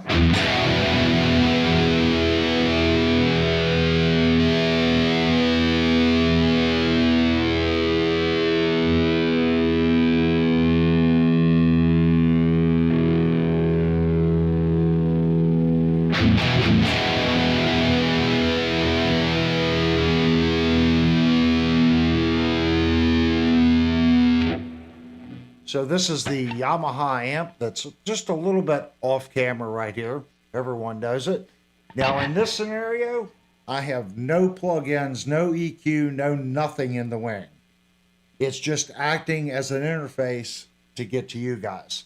So here, we're using a Yamaha THR-10 right out of the headphone jack into the interface to you guys.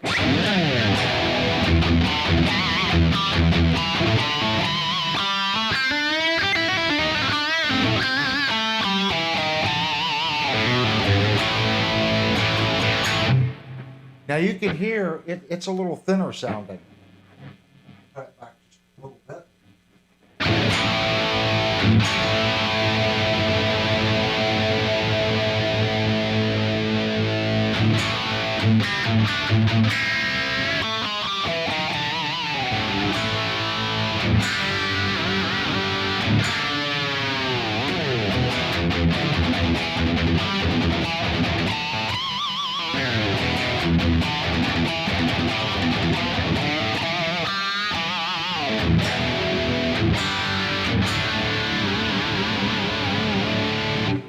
Is that bad?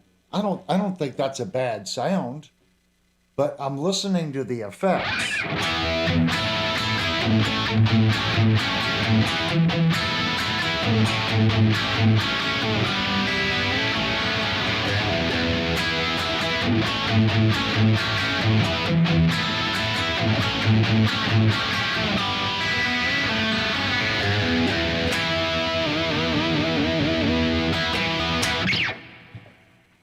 Personally, playing the guitar, what I'm getting out of the BE using the plugins makes me play a little different.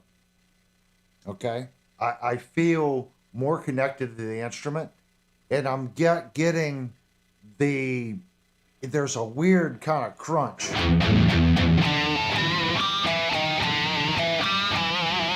It sounds like it's almost like static electricity type sound. That's the only way I can, as I'm pedaling the notes.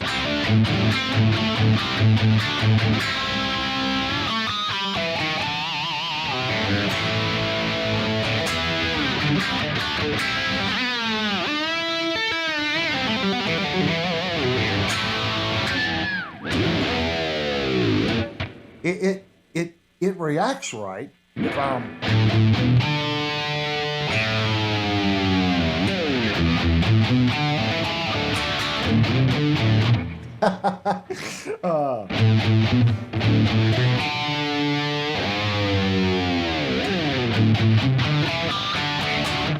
You know, I'm struggling. I've been struggling with that, and it's a pedal off on that. It's a Van Halen tune. They'll probably give me a copyright strike.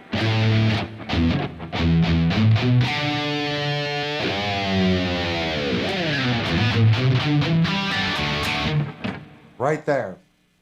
I'm coming in. I should be coming in on the upstroke and not the downstroke, and I am struggling with that. everyone has a unique way of playing. So if you guys sit and you try to play what I do, there's probably something I'm doing. You're like, how in the is he doing that? That is so weird. What he's doing right there, for me, that's weird. Because he's...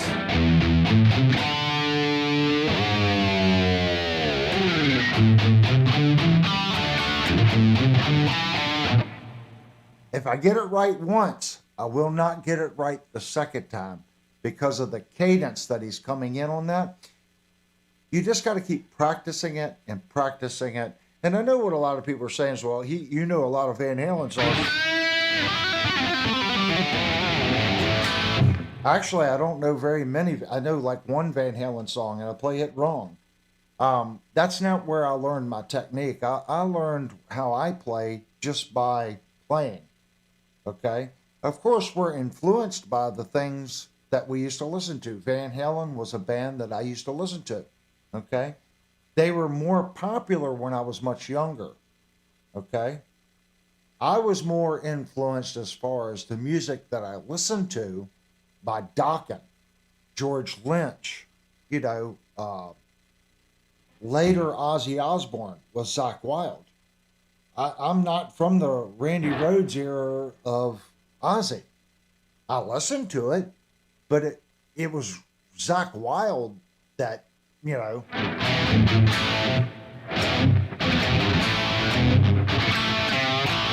Let's go.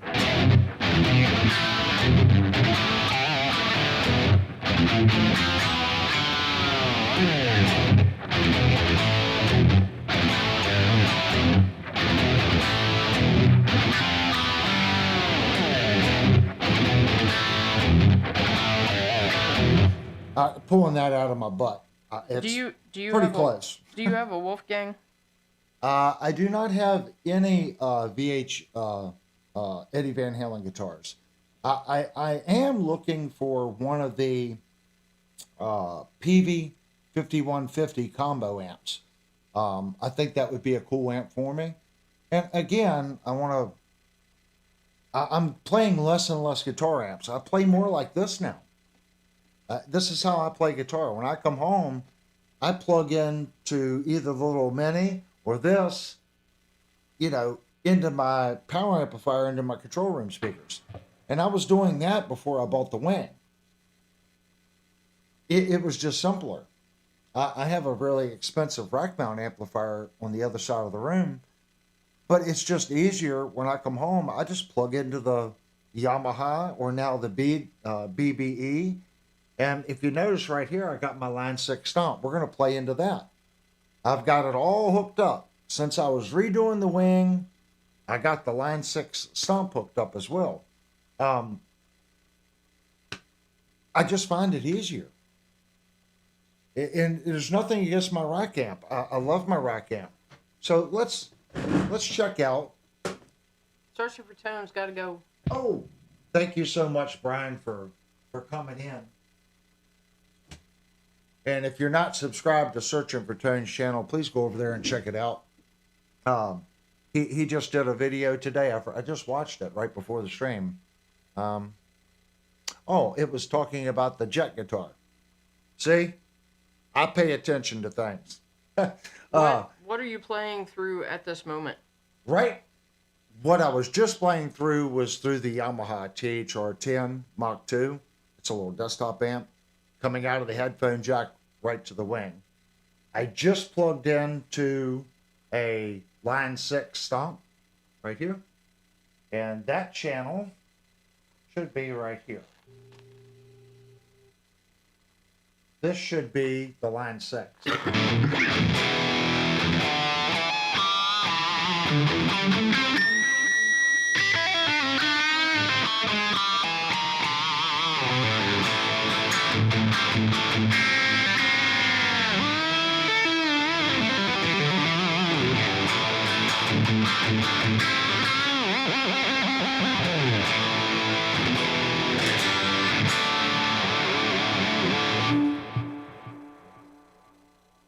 That one sounds the most artificial to me. And I know you can get a good sound out of the Line 6 stomp. It is the one that I have the least amount of experience with, but it sounds the most fake. Everything we're playing here tonight has either been solid state, modeling, and now this one we're modeling.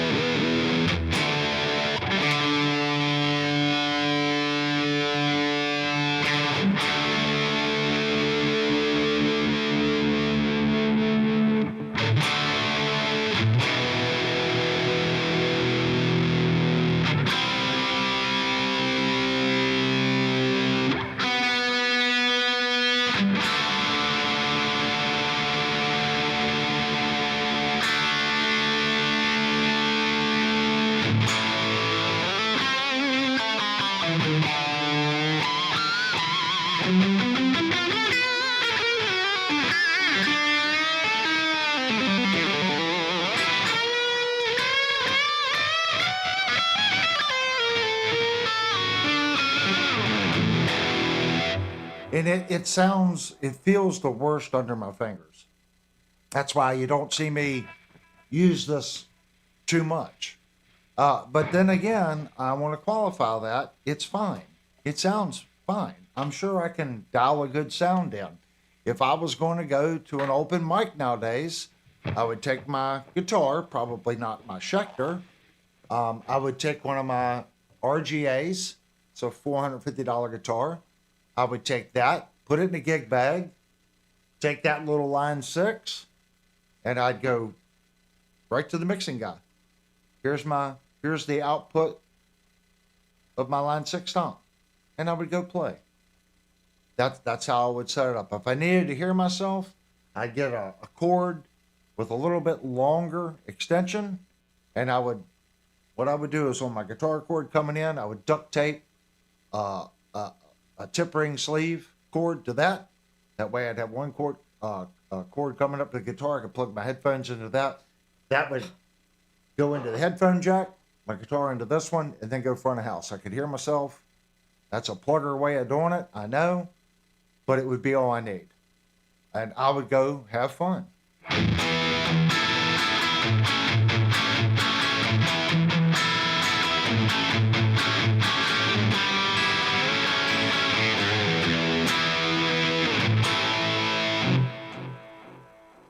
I'm not going to say that I like that sound near as much as the sound that I'm getting out of this little mini, but I'm sure if I sat down and I played with it, I could get, like, I'm not a big fan of this delay.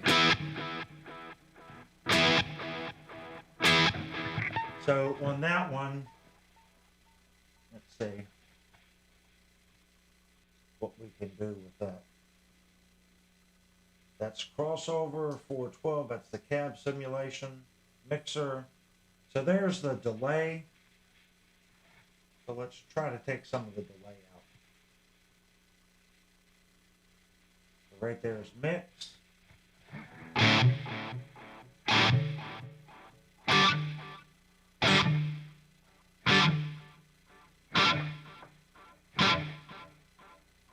Take a little bit of the delay out.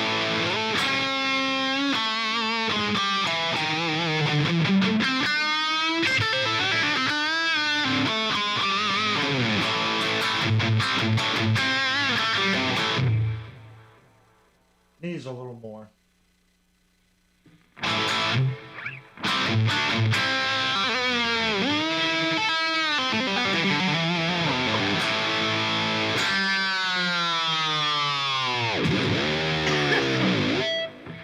That's not horrible.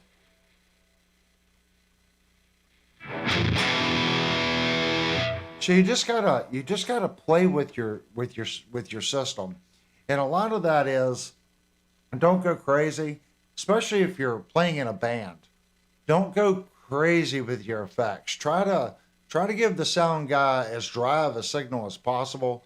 That way, especially if you're using something like this, he can add the effects to your guitar and the bass and the drums, and he can make the band sound like they're in the same room.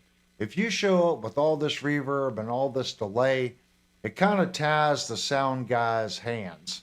Because if your reverb and your tap isn't matching the bass player or the vocalist, you end up with just all kinds of stuff bouncing all over the place and out of sequence. So the bigger the venue, as far as having sound reinforcement, the less effects you want in your guitar signal. Now, if you're playing on stage and you're just using amp volume and they've got a mic in front of it and you're just trying to amplify what that mic is picking up, okay, I get it. The sound guy is just going to increase whatever you're giving him and blend it with everybody else. At that point, it becomes your job in the practice room to get your sound to match the bass player's sound versus the drummer's sound. That's something that you have to work out together, if that makes sense.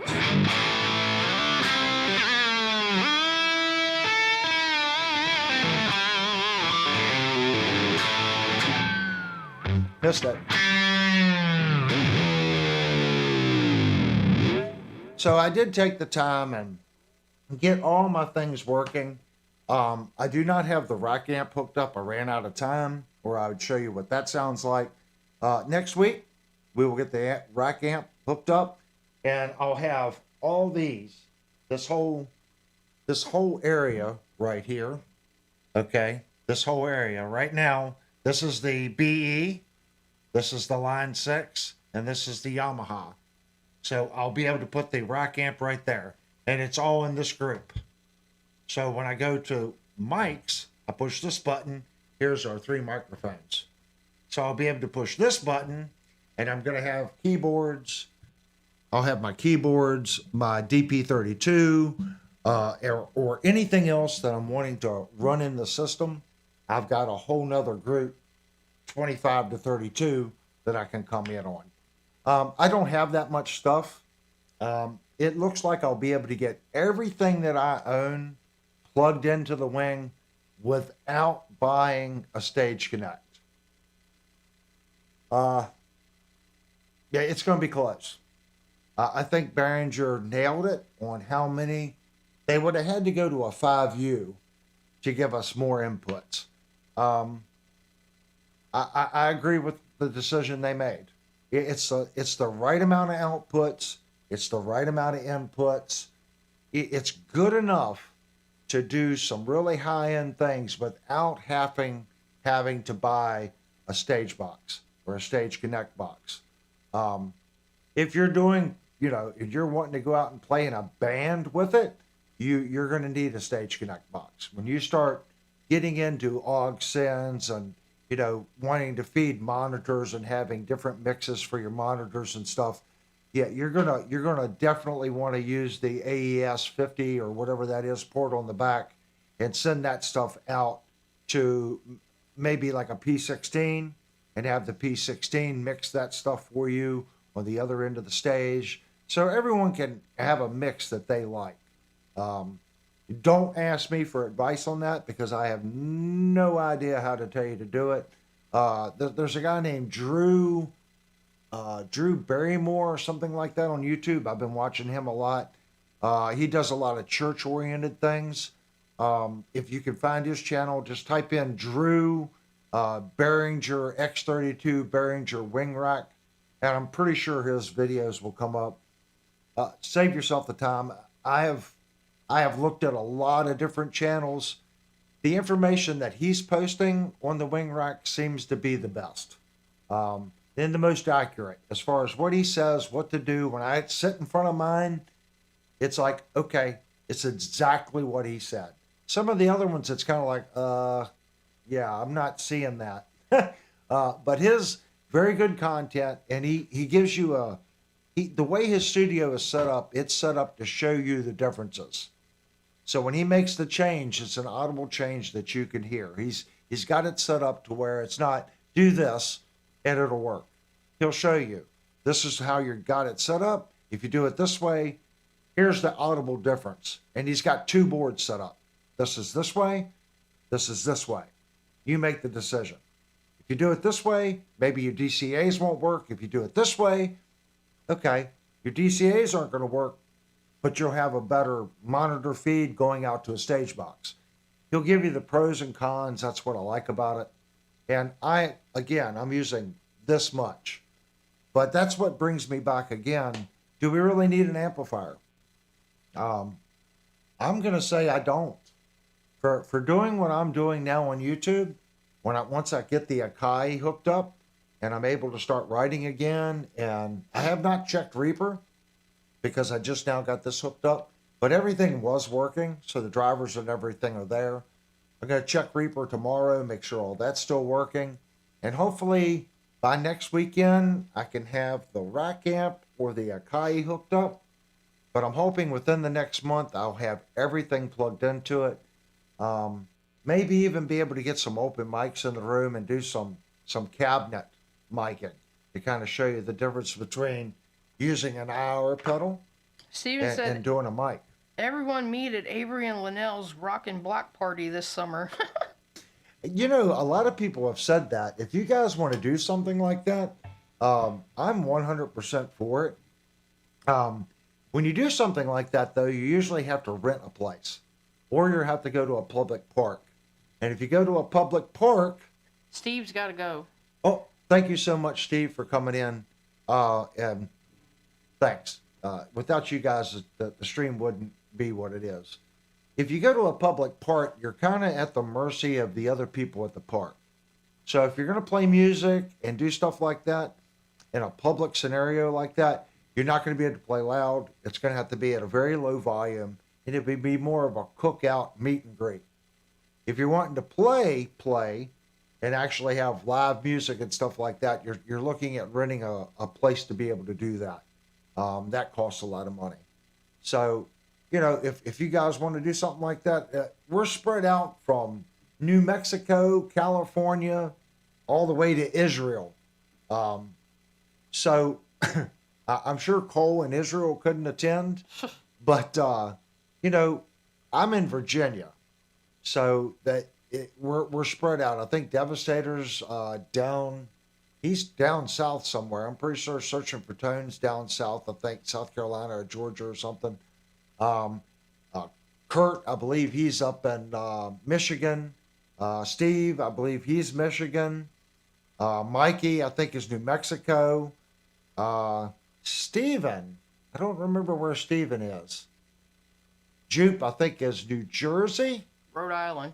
Rhode Island, that's it, Rhode Island.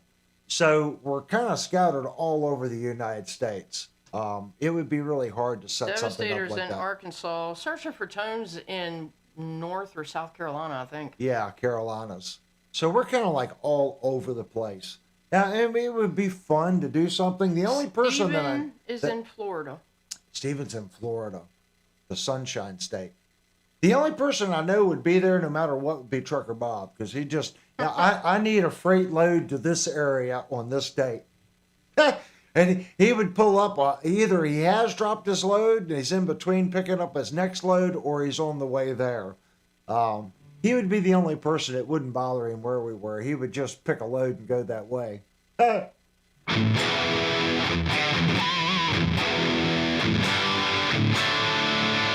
There's just something about that sound, and I haven't been able to get it out. I've mentioned this before. If you have a Line 6 stomp and you had this sound and you figured out how to get it out, that crunchy, it sounds like a distorted, like crackle.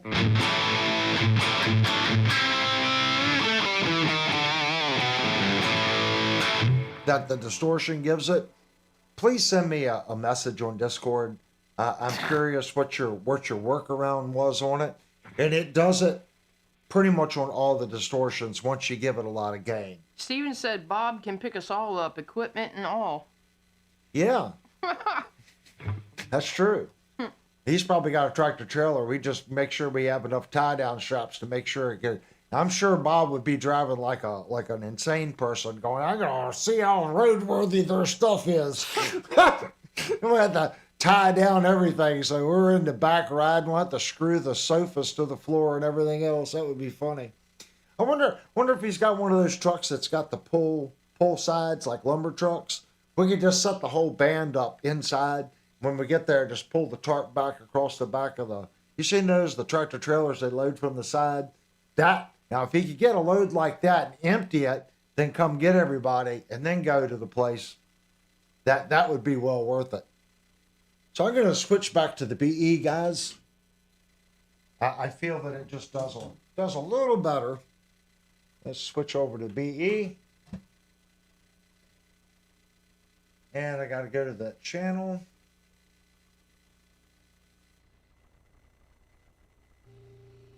And you can hear the noise that the BE has. So here's the BE.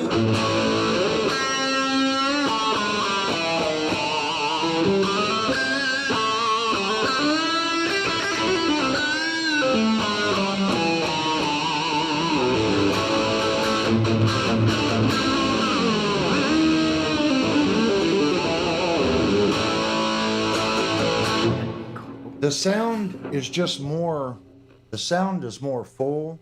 It's more alive. I have to play cleaner because it is far more sensitive, but it's just more alive.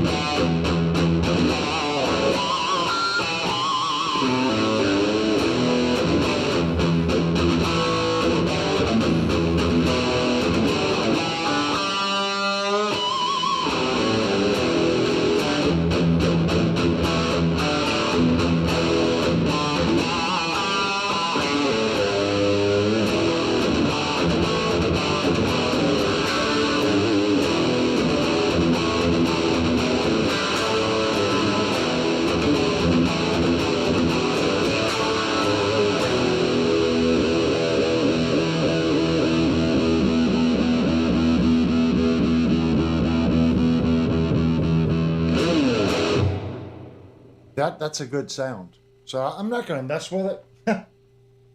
Sometimes we can mess with the sound and mess with the sound, and we end up creating more problems than we actually solve the more we screw around with something.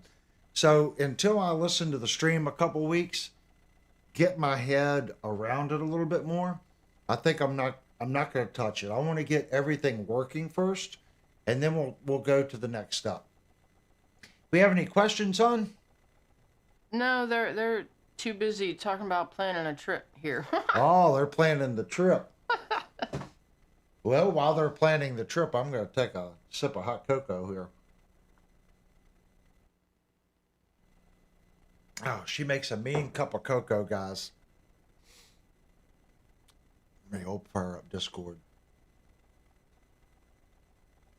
All right, I'm going to look at the analytics at YouTube. Oh, guys, we only have a chat rate of 3. What's going on?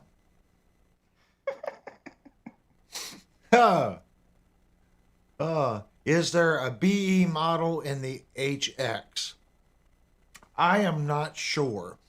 When I received my HX stomp, it didn't ship with too many sounds. It really didn't. It had like, there's A, B, and C groups. And as far as, it only had, I think, 8 to 10 sounds in each group. Well, he was saying there's a BE model in the HX you should compare. Yeah. It doesn't matter what distortion or what preset that came with it. Every one of them has that crunchy, staticky. There's something with the distortion. And there's also something with the reverb in them. The reverb, no matter what you do, the reverb effect, whether it's plate, hall, it all has a very similar sound to it, if that makes sense. I can't put my finger on it. You can change it, but it seems like really the only thing you're doing is changing the amount. If you go from hall to stadium or plate, there should be a big difference between plate and hall. I'm not a big fan of the reverb. I actually like the reverb in my SGX 2000 better, and it has issues. Have you kept your HX Stomp up to date? No, it has not been updated. I could probably do that. It probably needs a firmware update. Now that you guys mention it, I wonder if they've made improvements on that. Maybe this week I'll do that. You guys kind of heard it this week. Maybe I can do a firmware update on the HX Stomp. And again, you guys know I recommend the unit. I recommend the unit because I know so many people have it, and there's so many free downloads that you could just go to these open forums where people have great presets for these. Okay, you can just download what someone else has already done. It's a great unit. I have done this much on it. I use it when I go on vacation because I can take my headphones, I'll plug into it, and it's good enough. But I know it's capable of going out professionally because a lot of people take these things and they put them in rack drawers that pull out, and the artists use them, and that's their main processor. Strat Player said download the Line 6 updater. It's easy. Yeah, I'll do that this week. It's definitely something that I should do. I think I updated it when I bought it, and it's 3 years old now. So it hasn't had a firmware update or anything loaded to it in 3 years. So I'm sure they've made improvements on it. And I'll say it again. If you're out professionally and you're playing, it's a heck of a unit. It's a heck of a unit. It's cheaper than an FM3. It doesn't have the processing power of the FM3, but it's cheaper. If you're in the FM3 territory, you get a little bit more effects because it's more processing power. It's a little more money. And if you're really wanting the bee's knees, maybe go to the FM9. I would stay away from the stadium products because I'm hearing it all over the place that the units are locking up on stage. Do they do it all the time? No. But if you're in a band and that thing locks up right in the middle of a song, it's locked up. You got to shut it down and restart it. That's not good. If you're at home playing and you just need something to putter around with, then I'm sure Line 6 is going to work it out. There's going to be a firmware update. They're going to fix it. So for you, that might be the way to go. But if you're a professional musician, right now I would stay away from the stadium simply because of the shutdown and lockup issues that they're having with the unit. Let them figure it out. Let them get the bugs worked out of it. And then I think that's going to be a great contender under the FM9. Right now, the FM9 just rules. Quad Cortex, 100%. The Quad Cortex, out of all that we mentioned, I would say more professional musicians that are playing night to night are probably playing the Quad Cortex. And that's a unit that I have not gotten my little grubby fingers on. But knowing the amount of people that play it, it can't be that bad. And I haven't heard horror stories about the Quad Cortex. And they claim this latest firmware update just took it to the next level. They claim whatever they did to it a couple months ago just really made that unit freaking awesome. I should probably pick one up, but I'm happy with what I have. Would it be better? It might be. Maybe it's 2% better. But doing what I'm doing, I think the little Friedman thing and then playing the little Yamaha, it kind of shows what you can do with lesser expensive equipment as you grow. If you're a guitar player and you buy this little HR10, it's a desktop amp, play it. It's got 2 little speakers in it. Is it going to sound as good as what mine sounds plugged into the PA? No. But you've got a nice little amp, and some of them have a battery. You can plug it in, take your guitar out to the park, and you can jam. That's fun. It's a fun little amp. But if you want to grow, get yourself a little powered speaker, PA speaker, come out of the headphone jack right to the powered speaker. Now you got a real amplifier. Okay? If you ever buy a mixing board, you see where I'm going? Now you You can buy another powered speaker. Now you've got a mixing board and 2 powered speakers. You can run your THR into one of the channels of the mixing board. You still got your guitar amp, but now you can amplify your keyboards or your electric drums or maybe your microphone, and you can become a one-man band in one of these bars. You can sit down with your acoustic and sing and play. There you go. And it's a simple system. So I recommend this type of things for people that are wanting to grow a system, if that makes sense. Doing what I'm doing here, I went this way. It just made more sense for me. Okay, guys, we've been on for 2 hours and 41 minutes. If you gave a super chat tonight, I want to thank you so much for supporting the channel. If you noticed, there was no commercials, and I do that because if you're willing to watch this stream live, I don't think you should have to sit through commercials. I will turn commercials on after the live chat comes on. That's usually 2 or 3 days after the stream. At that point, most of the people have already watched the stream anyway. So if you would, go back and watch some of our guitar reviews. We've reviewed over 70 guitars. We are very picky on this channel. It's not your typical YouTube guitar review. I don't pick the guitar up, play it, and tell you it's great. I tear the guitar apart. We go over everything. So if you're really picky about the tuners or the bridge or the pickups or the fretwork or the body, it's covered. But keep in mind, I'm tearing the guitar apart. They're not short reviews. And I try to do clean, dirt, distortion, and high gain so you can hear what the guitar sounds like. So please go check out some of our reviews. And then also we have a lot of guitar mod videos and fret leveling videos. So there's a lot of information and a lot of really cool live streams that we've done. We've actually done some live reviews. So when you go to the main page, click on live, and you're going to see that we've done a tremendous amount of live guitar reviews. We tear it apart live, and I go through it and play through it. It's one shot all the way through. So there's no trickery going on, no nothing, and you get my first impressions. So that's the channel. Please go down and hit the thumbs up button. If you haven't already, hopefully I've earned your subscription. We're trying to grow the channel. We're trying to be the best channel on YouTube for live, honest guitar reviews, good hangout spot, and guitar tech stuff. If you would, tell somebody else about the channel. Again, I'm trying to grow the channel. I like the communication that's going on. You didn't have to be a subscriber to chat. So if you didn't chat because you didn't want to hit the subscribe button, that's on you. You could have chatted. The people that you see are great people. We're all musicians.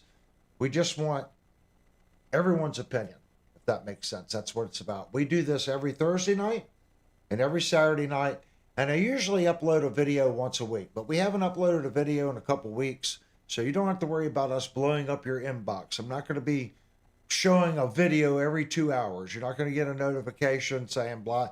And the content here, we try to do stuff with substance. So again, thanks everyone for giving a super chat. If you did, go down, please hit the thumbs up button, hit subscribe. And if you have anything that you feel would help the content of this channel, okay, please type it in this video or go to Discord and tell us about it. We want to make the channel better. If you want to submit a song to play during intermission, I'm good about that too.